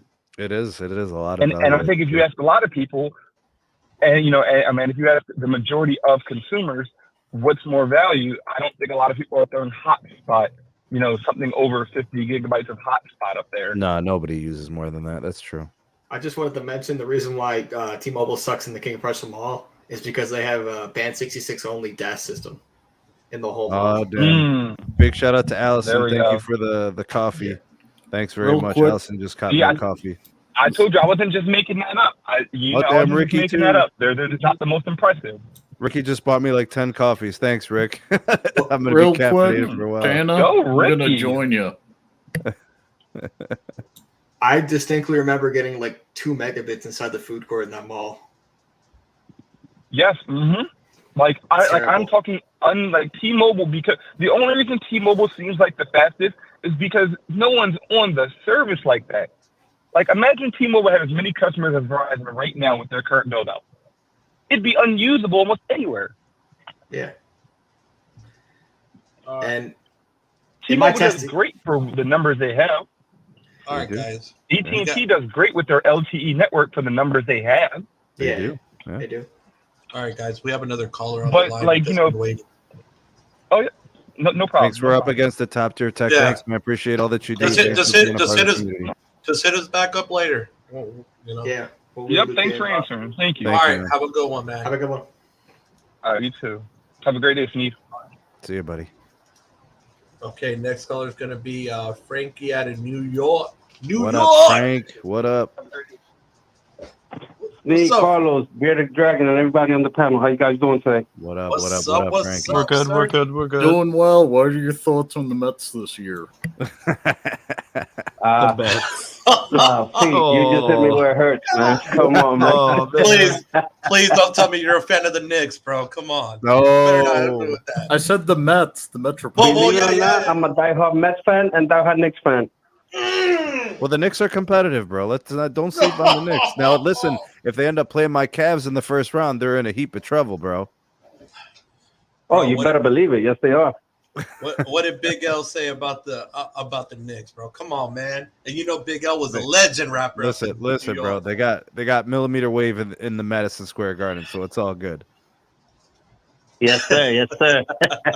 You can watch that Disney Plus in 4K while they're behind by 60. Yes, sir. So this question is mostly towards Sneed and Carlos. So, gentlemen, I have the 2007.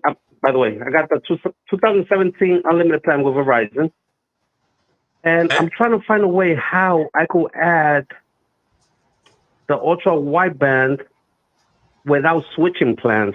Do you guys know of any? Frankie, this is what you got to do. So N77 works off the rip. It's just your millimeter wave won't work.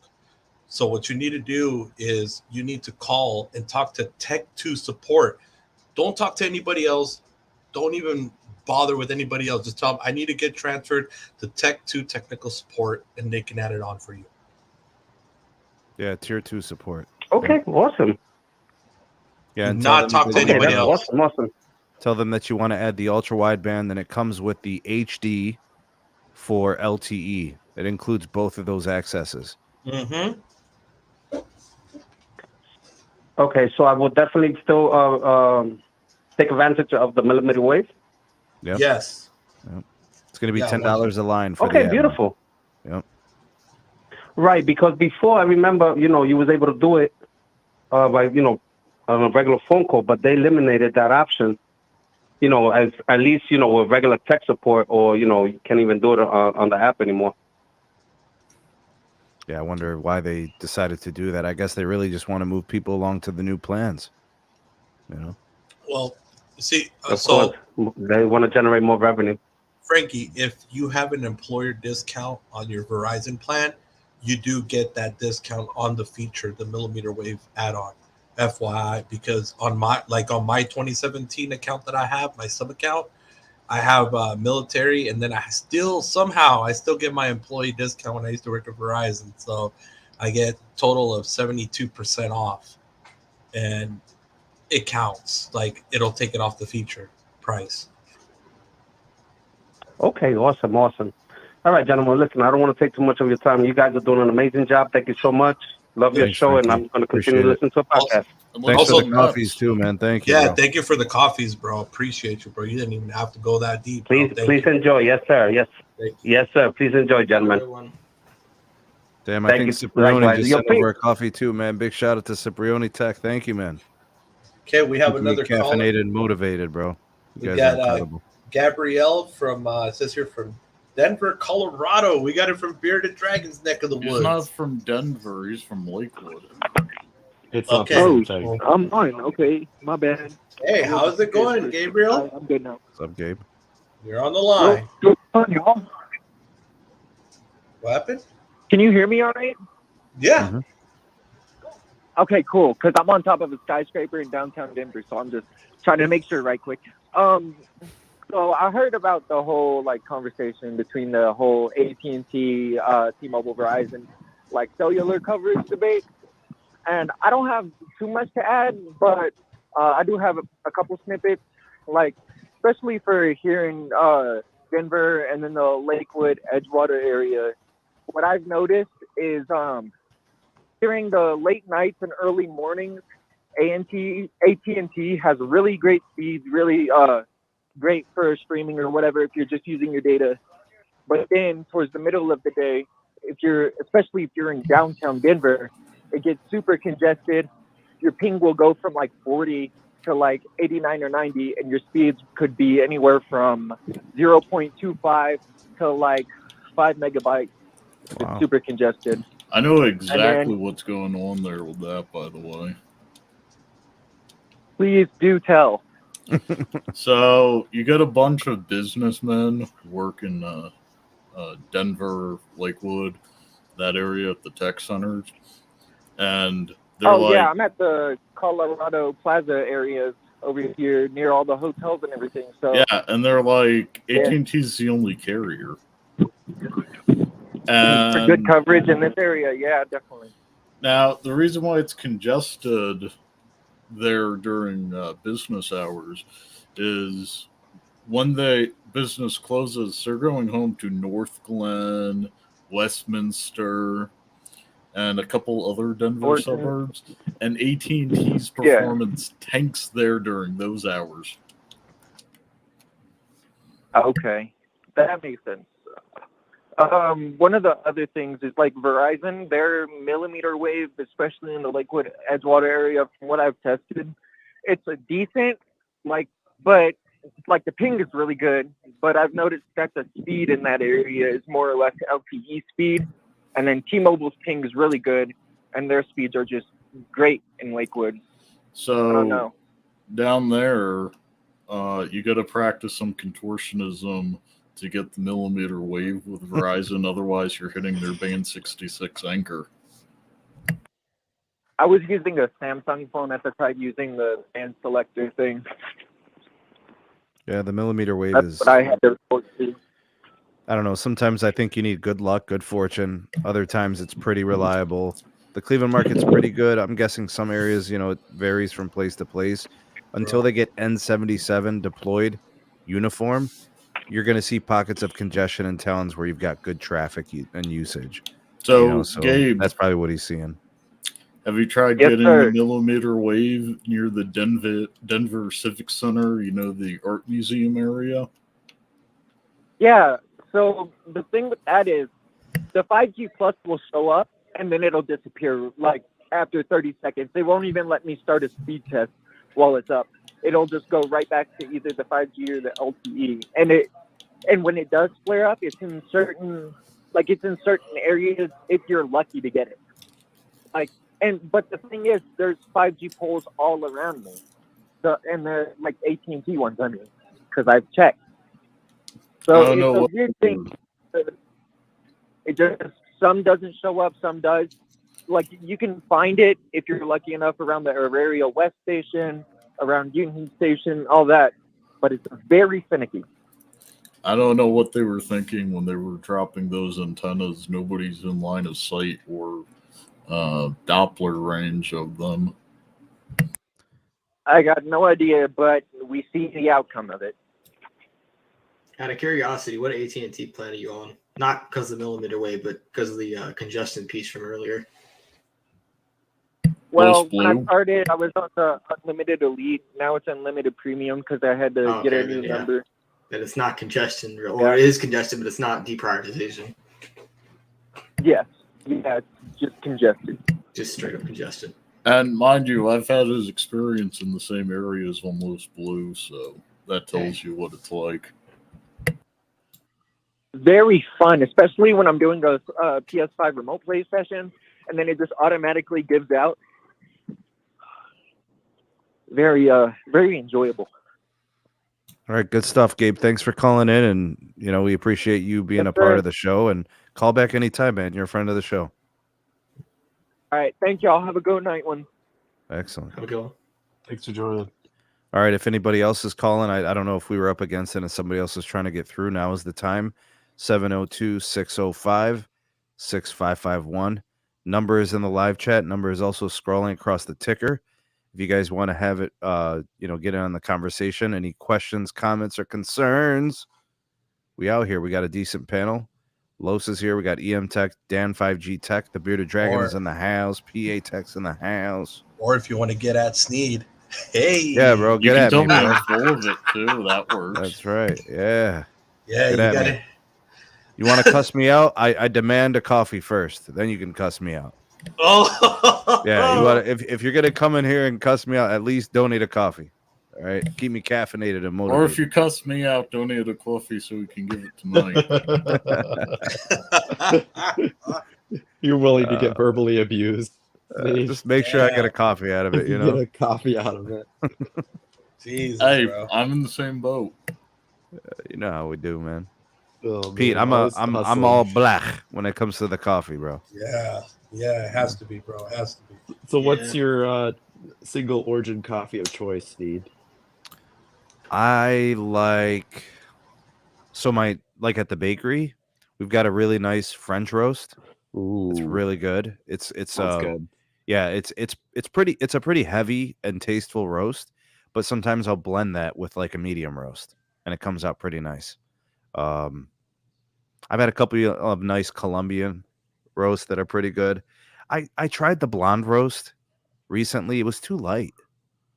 Like I'd have to like put an extra tablespoon of grounds, so but it's pretty good. I like those. You need a good Cubano. That's what you need. Cubano is really good. And also the Kona coffee that Lawrence sent me was tremendous. Yeah. Oh, Kona coffee is amazing. Yeah, it was very tasty. Lots of flavor. Oh, yeah. That Hawaiian coffee, man. You can't something about it. Now we got Brother Lavendi talking smack about the baklava at the bakery. Oh, bro, don't hate Lavendi. What? Oh, he's talking that skata right now, bro. Come on now. If I'm ever in the CLE, I'm gonna stop by your bakery, Steve. That's right. We got a caller on the line from Let's Florida. From Florida? Yeah, from Florida. It's probably Lavendi right now. Probably. All right, caller from Florida. You're on the line. Yep. Down here in Florida where the hurricane hit. Oh, damn. Tell me about that. So Verizon got knocked out right after the hurricane hit. We had no Verizon coverage. My whole family days? except for me and my wife. How many days?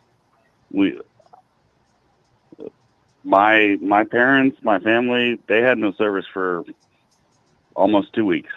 Wow.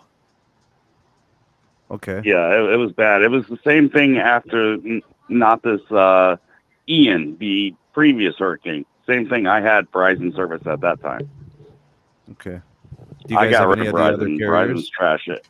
You guys have AT&T? Do you have T-Mobile as well? Do you try other carriers? I switched before this past hurricane, this major one that hit me. Like I live in Cape Coral, Florida. Fort Myers Beach is maybe 17 miles from me. Mhm. So it was a direct impact to where I'm located, basically. Yeah, those. The hurricane. I heard recent hurricane. I heard AT&T was down pretty bad in some parts from the hurricane.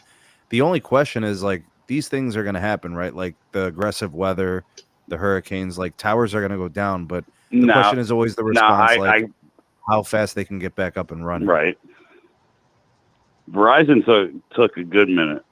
AT&T, they were trying. I know that. I did not have any service. I didn't have an AT&T provider, but I know people that did, and their service was spotchy for about a week, but it was back up before Verizon was. And so did they all have backup generators, or was it just like damage to the towers? A lot of it was damage to some of their towers. I think Verizon itself was well underperformed. It's been, well, let me put it this way. Verizon's been underwhelmed in my market for some time. I had them for a while. I mean, it's great when traveling, but in my market, like, data was always shit. Oh, I'm sorry. Excuse my language. Are you saying that AT&T is the better option for you then? Or T-Mobile? No, I have T-Mobile. Oh, okay. Like my data speeds, like I have T-Mobile Home Business Internet. Oh, nice. What are you paying for that? And monthly? $25 a month. So you got yourself like the Magenta MAX, and then you're getting the discount for the. I got that on the, when they had the promo going. Gotcha. Yeah, you're getting good pricing, man. During I couldn't beat the option. I had to get. I didn't have it in my market technically, so I was like, "Yo, Raymond James." I told them literally, Raymond James Stadium up in Tampa. There's plenty of 5G around that. Hook me to that and put it to my address. So then you just, you know what I'm saying? So you just signed up for it at one address and then used it somewhere else, right? I did that when I tried it for 15 days. And I tell you what, I mean, the only issue I have with the business internet or T-Mobile home internet, it's the same stuff. You know what it is. Mm-hmm.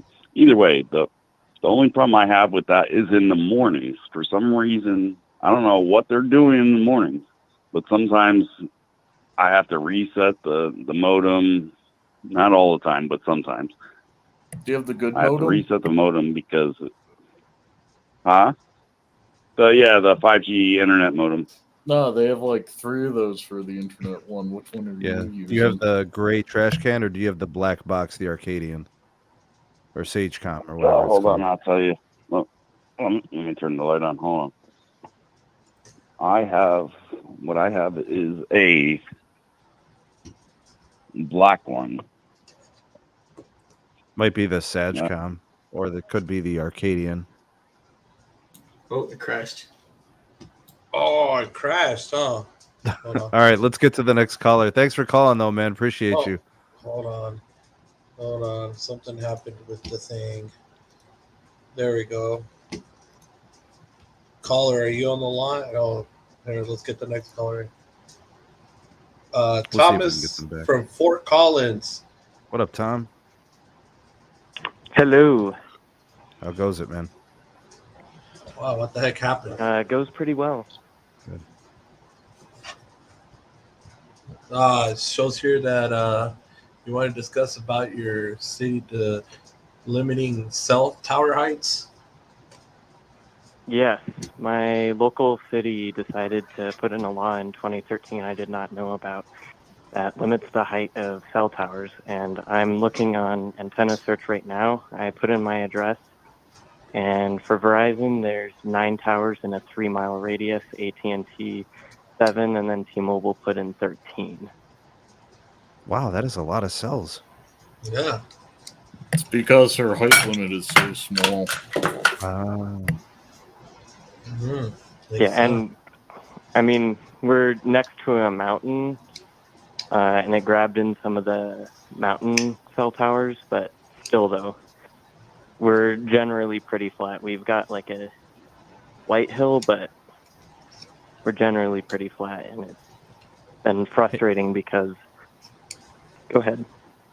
I was going to say, Tom, can you share kind of the performance that you see from each of the carriers based on that tower grid and those heights? I'm curious to know what the downlink speeds and uplink speeds are like in terms of the capacity and the coverage.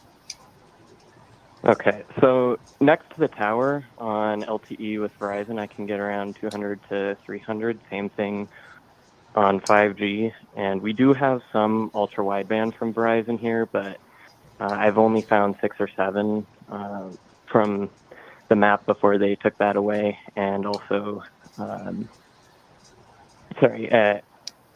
a couple from when I've done some digging, driving around.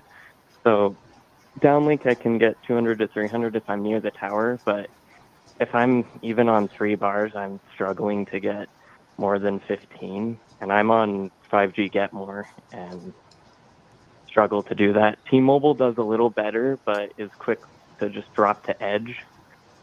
And AT&T, I can't really say because I haven't messed around with their service too much. So you dropped the edge on T-Mobile? That is correct. Holy shit. I've never had that issue in Fort That is so Collins. random. Edge. Damn. I mean, it's more up towards the mountain near Horsetooth Reservoir, but is that a pretty site? Might visit. My team. Yeah, it's up near Horsetooth Rock. So. Wow. Yeah, it's as soon as you get into these edge cases, like calls sometimes fail. Like, for example, near my work, I just outright lose service in the building. And also another thing I've noticed is T-Mobile's been putting towers next to all the high schools, and I'm a few blocks away from one. So when I have my T-Mobile eSIM going, I'm fine. Yeah, you got lots of capacity. Yeah, that's nice. They check and out we also that have area municipal. one of those weekends.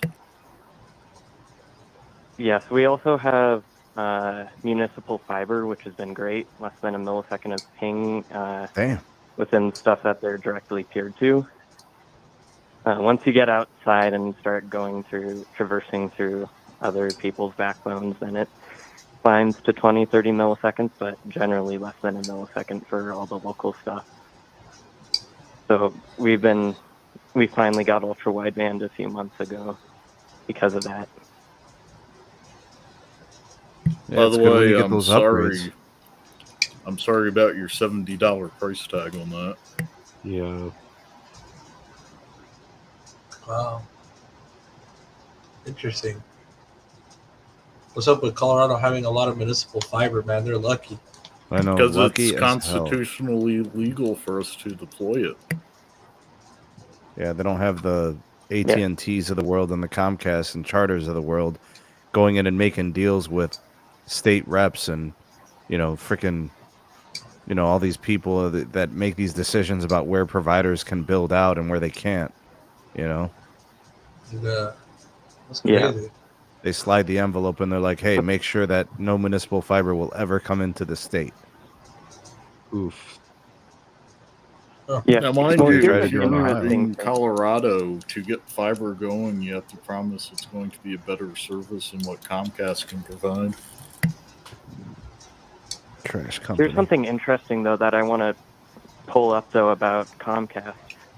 Some of our local schools switched back to Comcast because Comcast had cheaper pricing. I'm not sure by how much, but I know the reason was cheaper pricing.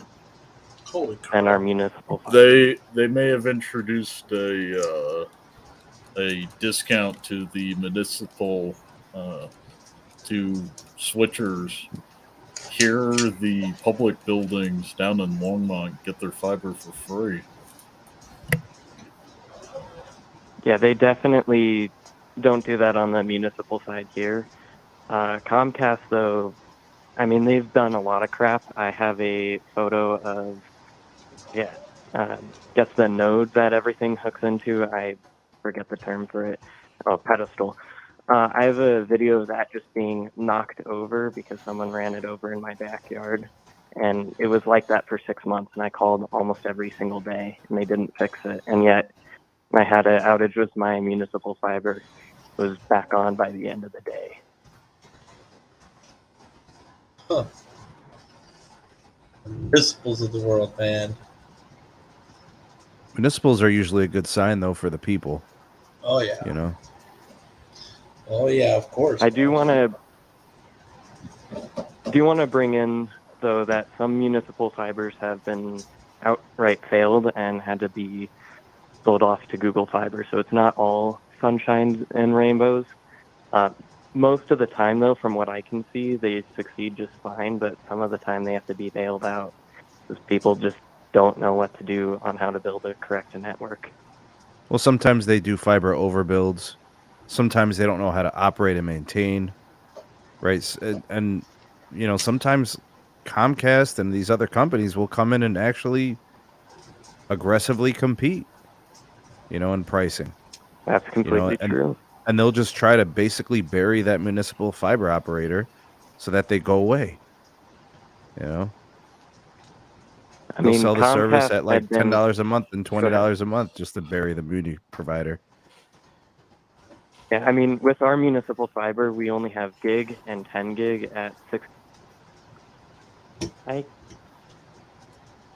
keep on muting my phone. I am very sorry. It's okay. It's no problem.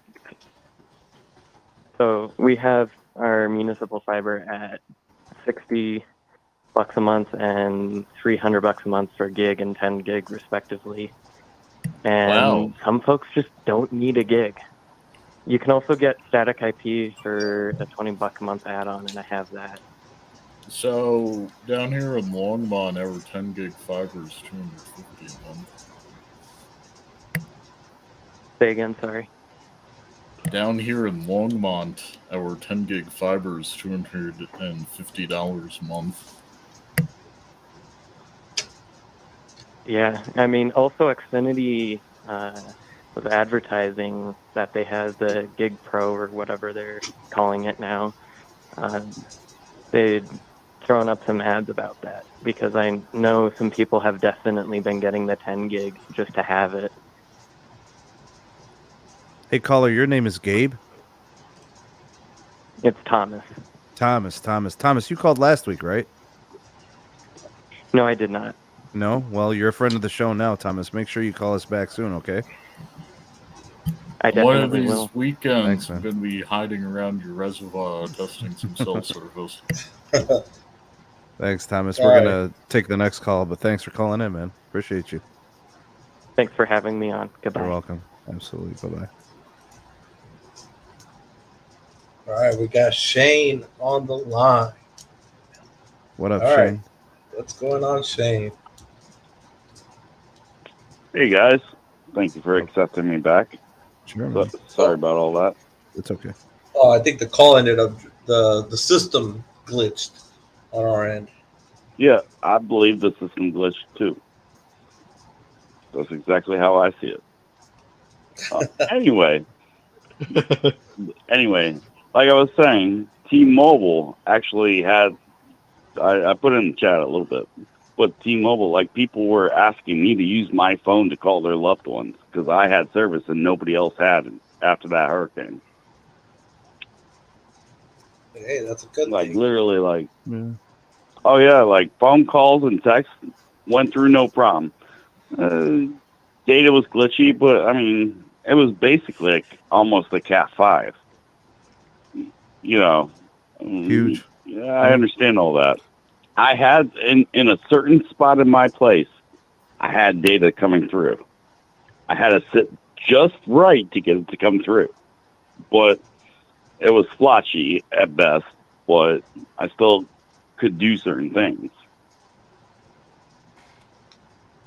Actually, during the hurricane, I did a little bit of live feeding like outside, like I wasn't afraid of the hurricane and all. But So Shane, let me ask you something, man. the- You feel the pretty wind- the confident wind- in the T-Mobile yes, service, and you're going to keep them long term? No. In my area, I mean, they're the ones that have grown the most. I mean, I get like 400 or 500 download speeds and like 30, 40 uploads. That's plenty good, man. That's really good. I mean, at worst, I might get 15 uploads. But that's the best I've seen in my market in a long time. To be fair, That sounds like good service to me. Sounds like they got you covered. I mean, I can't complain on that. I've had Verizon, and I've had AT&T. In fact, I actually, theoretically, I mean, I have an MVNO, but I actually have a Boost line, a Boost Infinite line. So As much as you guys don't like that, but hey, Boost is in a tough spot right now, man. It's pretty rough out there for them. I do too, but I canceled mine. Well, the only reason I still have it is because I renewed before I could cancel it. One more month, man. Now One you more can't month. I'm just being You're stuck honest. for one I'm more being month. full honest with you guys. Oh man! I got it for another month. Yep. You know what they're doing? You know what But, they're doing, Steve? Is they're offering 1 month credits to keep you as a customer. I was offered that. Yeah, but a lot of people have already kind of mailed it in on Boost. I wasn't offering anything. They charged me. You gotta contact their customer support and say you're canceling, and then hope they offer you that 1 month credit like they did to me. I'm gonna do that, bro. I'm gonna give me a free Right. month. They were gonna do it again, and I I'm was gonna like, have- nah, I'm good. I'll cancel. I mean, to be fair, AT&T in general in my area, when there is no hurricane, is pretty decent. When there's a hurricane, AT&T and both Verizon, they both suffer. It happened before this last major hurricane, Ian. You remember Ian that hit Marco Island in Florida? It happened with them. Verizon was. I had a business line with Verizon, and it was ferocious. I canceled my service almost immediately, like a couple weeks after. Wow. I never had worse service in my life. And you were probably than paying a pretty when penny, that weren't you? hurricane. Oh, I most certainly were. I had multiple lines with them. I mean, I So have you're multiple paying- lines with You're T-Mobile probably at the paying moment. half the cost now with T-Mobile, and you're getting 100 times better service. Well, at the moment, yeah, because T-Mobile they performed upgrades before this hurricane ever hit. They performed upgrades, and that's probably why I even had the decent service I did have, because they Sounds did to all me the like they upgrades. put backup power there too. You probably got generators on those sites, which is great for you. Yeah, I don't know. I'd like to be as much in the know and everything, but I just, I'm just an average Joe that works, 60, 70 hours a week. Yeah. Thanks, Shane. Just trying to Appreciate do you what I calling, have to man. do. Thanks for giving us your insight and sharing Thank you, your guys. experiences, man. Thank you. Hey, without you guys, I wouldn't have as much knowledge as I have. So I appreciate you guys. Hey, Thank glad to you. be a part of it, man. Thank you. Yeah, glad to Keep doing what you do. All right, we have no callers right now. So, yeah, guys. Oh, Interesting. snap. What about Blind G Tech, bro? Usually he calls in and he tells us all about the shackles. Yeah, I know, Right. bro. He's being a little punk right now. I know. Come on, Blind G Tech. Come join the show. He Yeah, usually bro. tells us all about the shackles on the feet. I know, bro. He's acting like a stranger now and shit. Don't be a stranger to the channel, man. Used to be the homie. Now you act like you don't know me. You know? Hold on. So we got a caller coming in from VA. Huh. Okay. Well, let's see. VA. Hold on. It's screening right now. Let's see. There we go. Processing.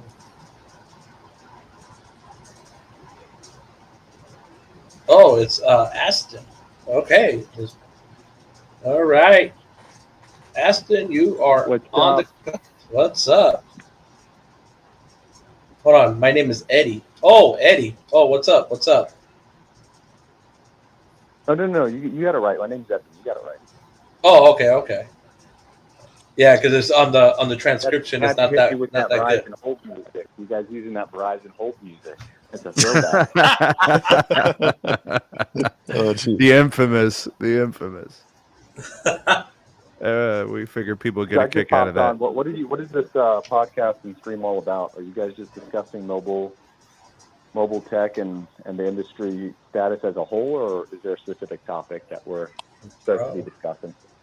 Yeah, anything cellular, anything home internet, any type of mobile network operator stuff. It could be cellular, it could be the devices, it could be hardware, it could be software defined stuff What are like you guys' with thoughts 5G. on AT&T and mobile internet for the home, like T-Mobile and Verizon are doing? You guys think they're going to switch up and start offering that? I know they've been investing a ton into their fiber network. Yeah, I think that if they offer the fixed wireless, it's really just going to be as a holder, because they really don't see it long term as a viable solution. They always speak about finite resources and spectrum being this, this hard to come by commodity, and they always talk about like how much traffic the home internet user uses, and it's not viable to do it over wireless. I think they don't want to do anything other than fiber.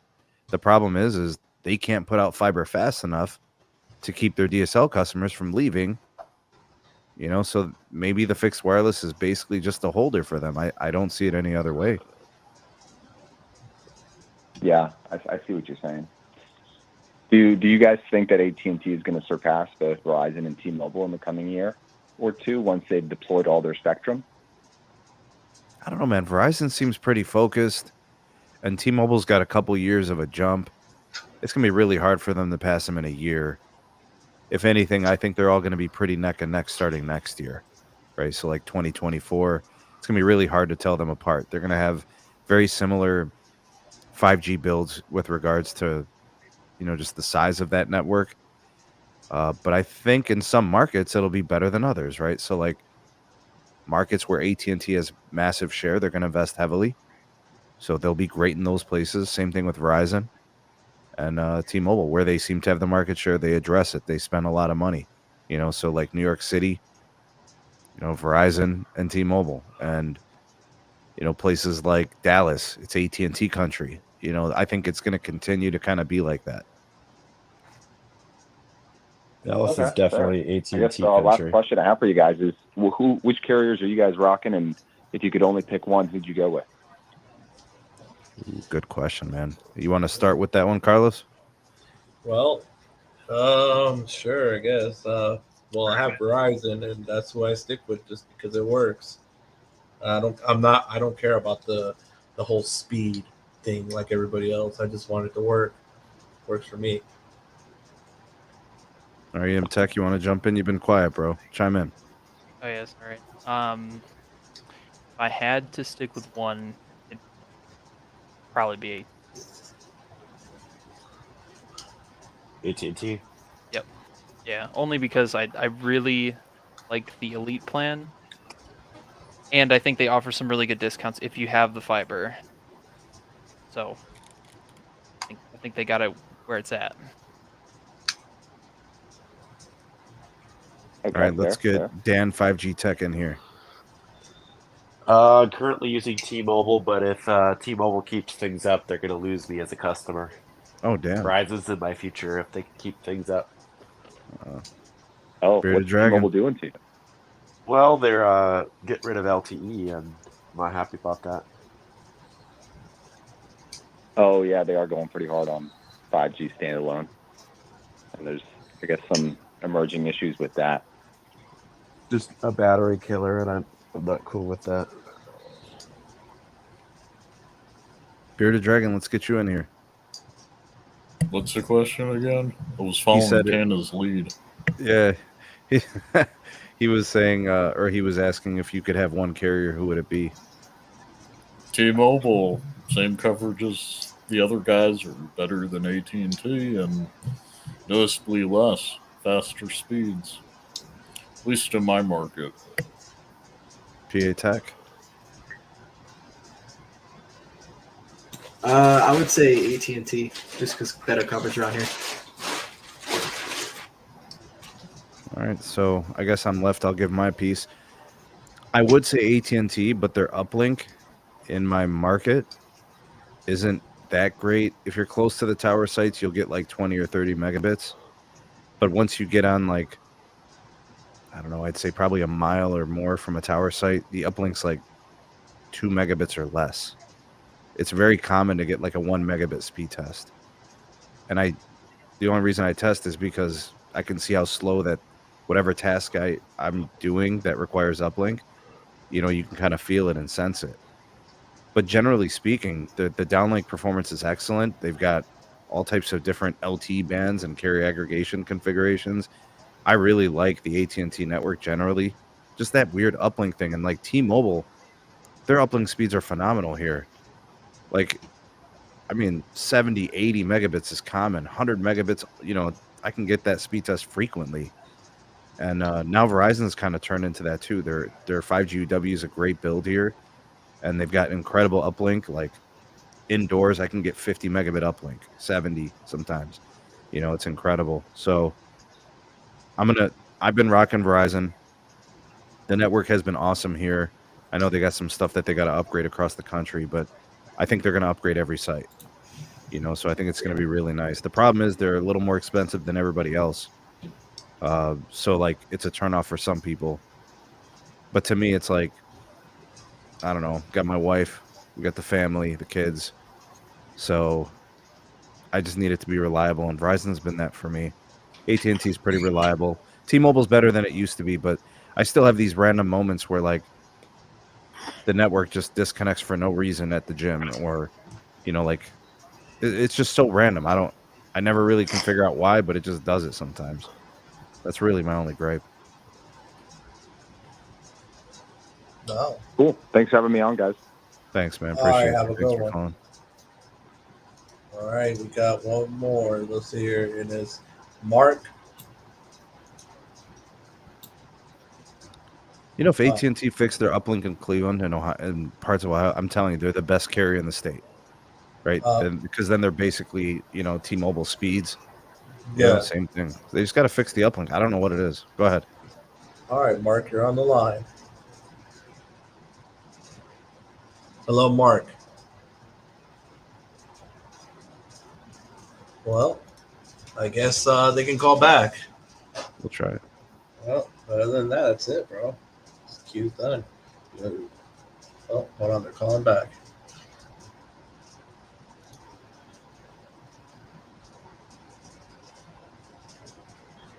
All right. Mark, Verizon Wireless. Mark, you're on the line.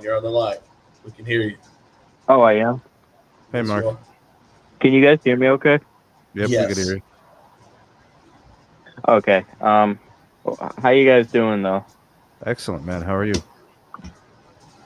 I'm doing pretty good.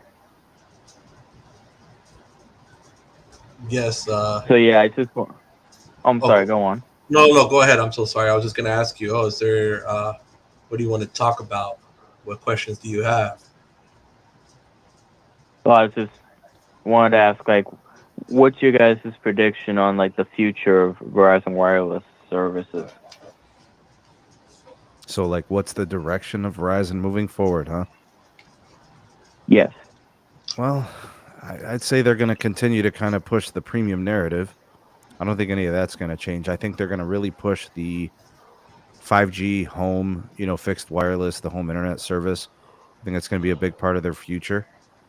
They're also going to continue to really support the cable MNOs or MVNOs. So like the Comcast, the Charter, that'll continue to be a big part of their story. The 5G UW build will continue to pace and be very fast. We'll be hearing a little bit about Fios expanding, so their fiber to the premise. Slowly but surely, they'll add more addresses and stuff like that. I don't know if there's ever going to come a day where we're talking about Verizon as a big grower.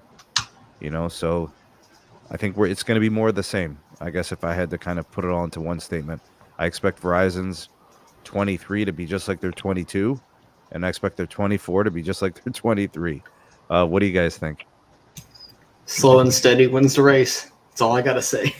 Yeah. I would have to agree with that. Yeah, they're gonna continue to always push that narrative with that premium stuff, man. And I don't know why, but I understand too, because you got to make money. In order to spend money, you got to make it. Yeah. And that's what we're talking with certain individuals earlier, behind the scenes, like you can't be just putting on more debt, and it just money you make is paying the debt back, and you're not making nothing. Yeah, you gotta have profit. Well, that's something Verizon knows how to do. Yeah, Verizon doesn't do that well. Owners economics, and then the fact that they can charge, at margins that they can live with, and they can easily pass off to their shareholders. Hey, Sneed. Yeah, Pete. Give it 5 years, we're gonna see Verizon becoming a fiber leaser to companies like T-Mobile and AT&T. Really? And a MVNO service supplier that will allow the MVNOs to advertise, hey, you want to be on that enterprise network, right? And then do everything exclusively through business department for Verizon Wireless proper. So let me ask you something, Pete. You think Verizon is more likely to do that, or AT&T? Because when you described that, I thought AT&T because of BlackRock and the joint venture and all of that. I think the two of them are going to race to see who will be the first that end up doing that, because it's cheaper kind of to revenues? be the leaser than the provider. What kind of revenues are we talking, Pete? Something that would be a difference maker for them?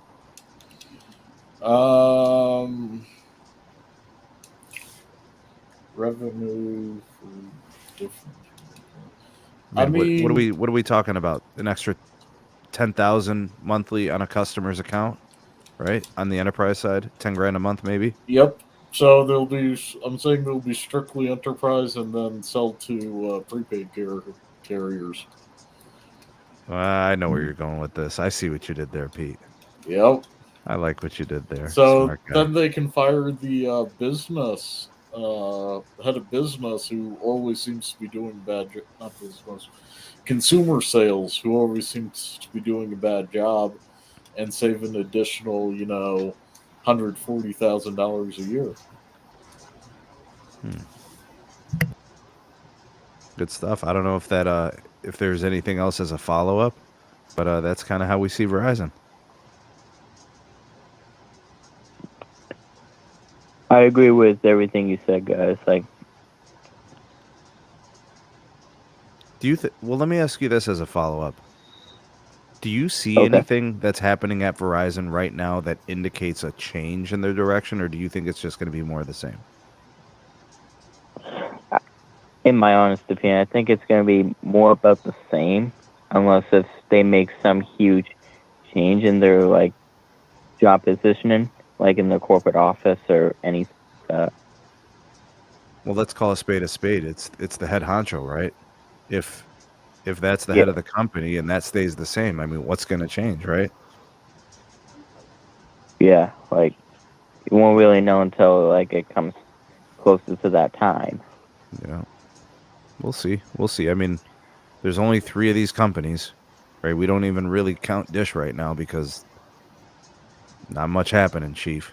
Yeah, so exactly. We're rooting for T-Mobile to continue to disrupt.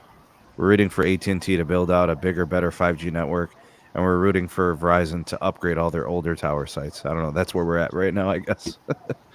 Yeah.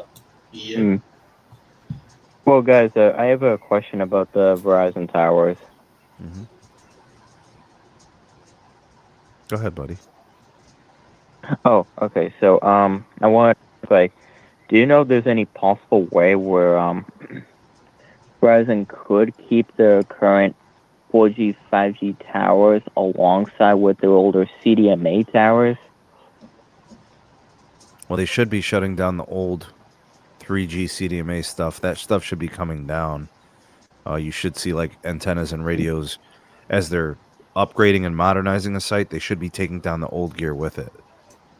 So, because oftentimes you only have a certain amount of space available to mount the radios and the antennas, and some of the antennas are pretty large, and the radios can be heavy. So we typically see a lot of that CDMA stuff coming down as they upgrade and put the new sites together. So if you're in one of those markets where you're seeing upgrades, you know, it's kind of interesting. Take a picture before they start the upgrade, see what's up there, and then when they're done, take a photo and compare what went up, what came down, and then you kind of evaluate, you know, how they do those upgrades.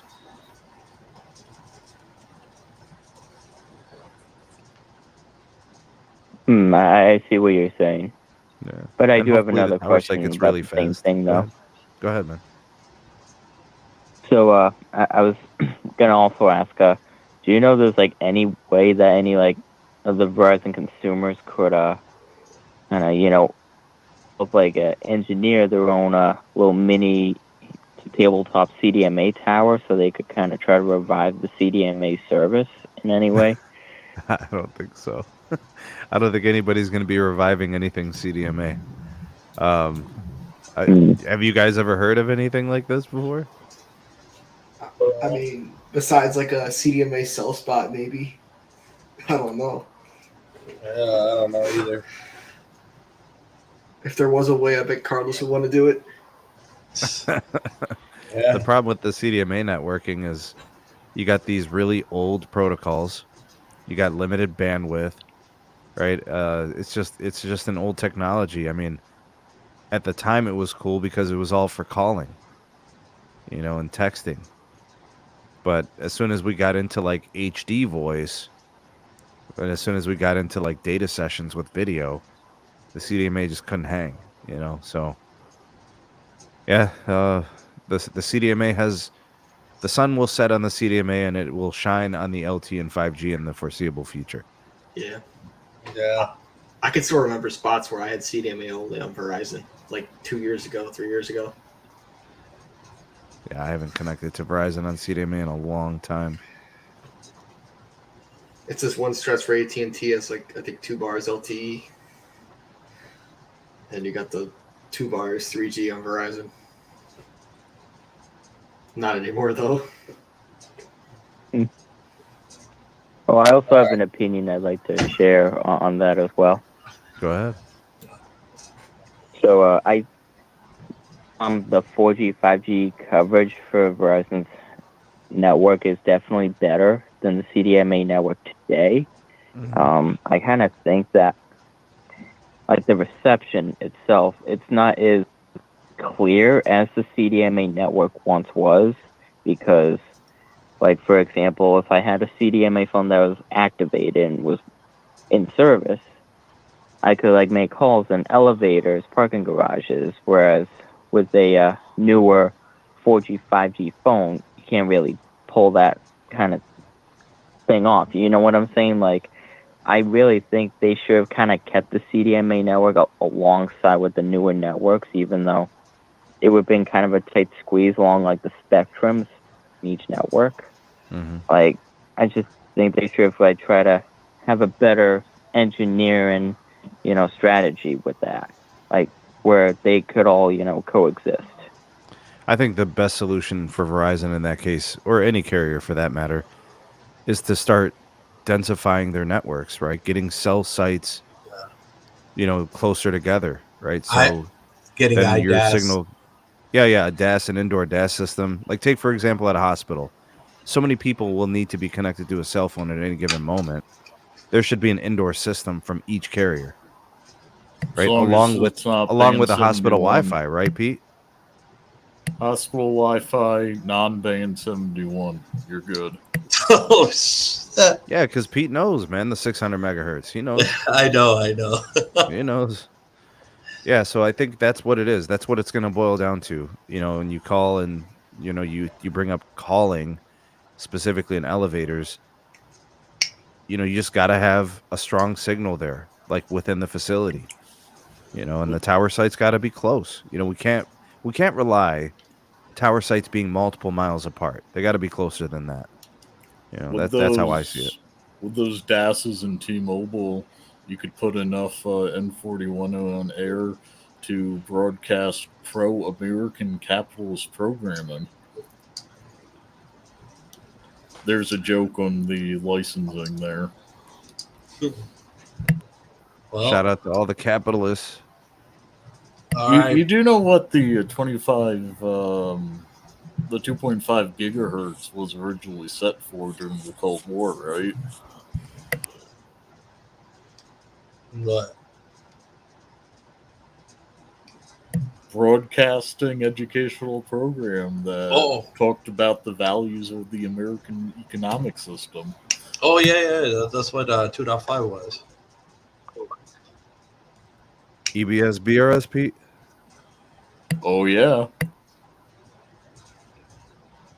All right, Mr. Mark, thank you so much for calling in. We appreciate you giving your input and, letting us give you our input.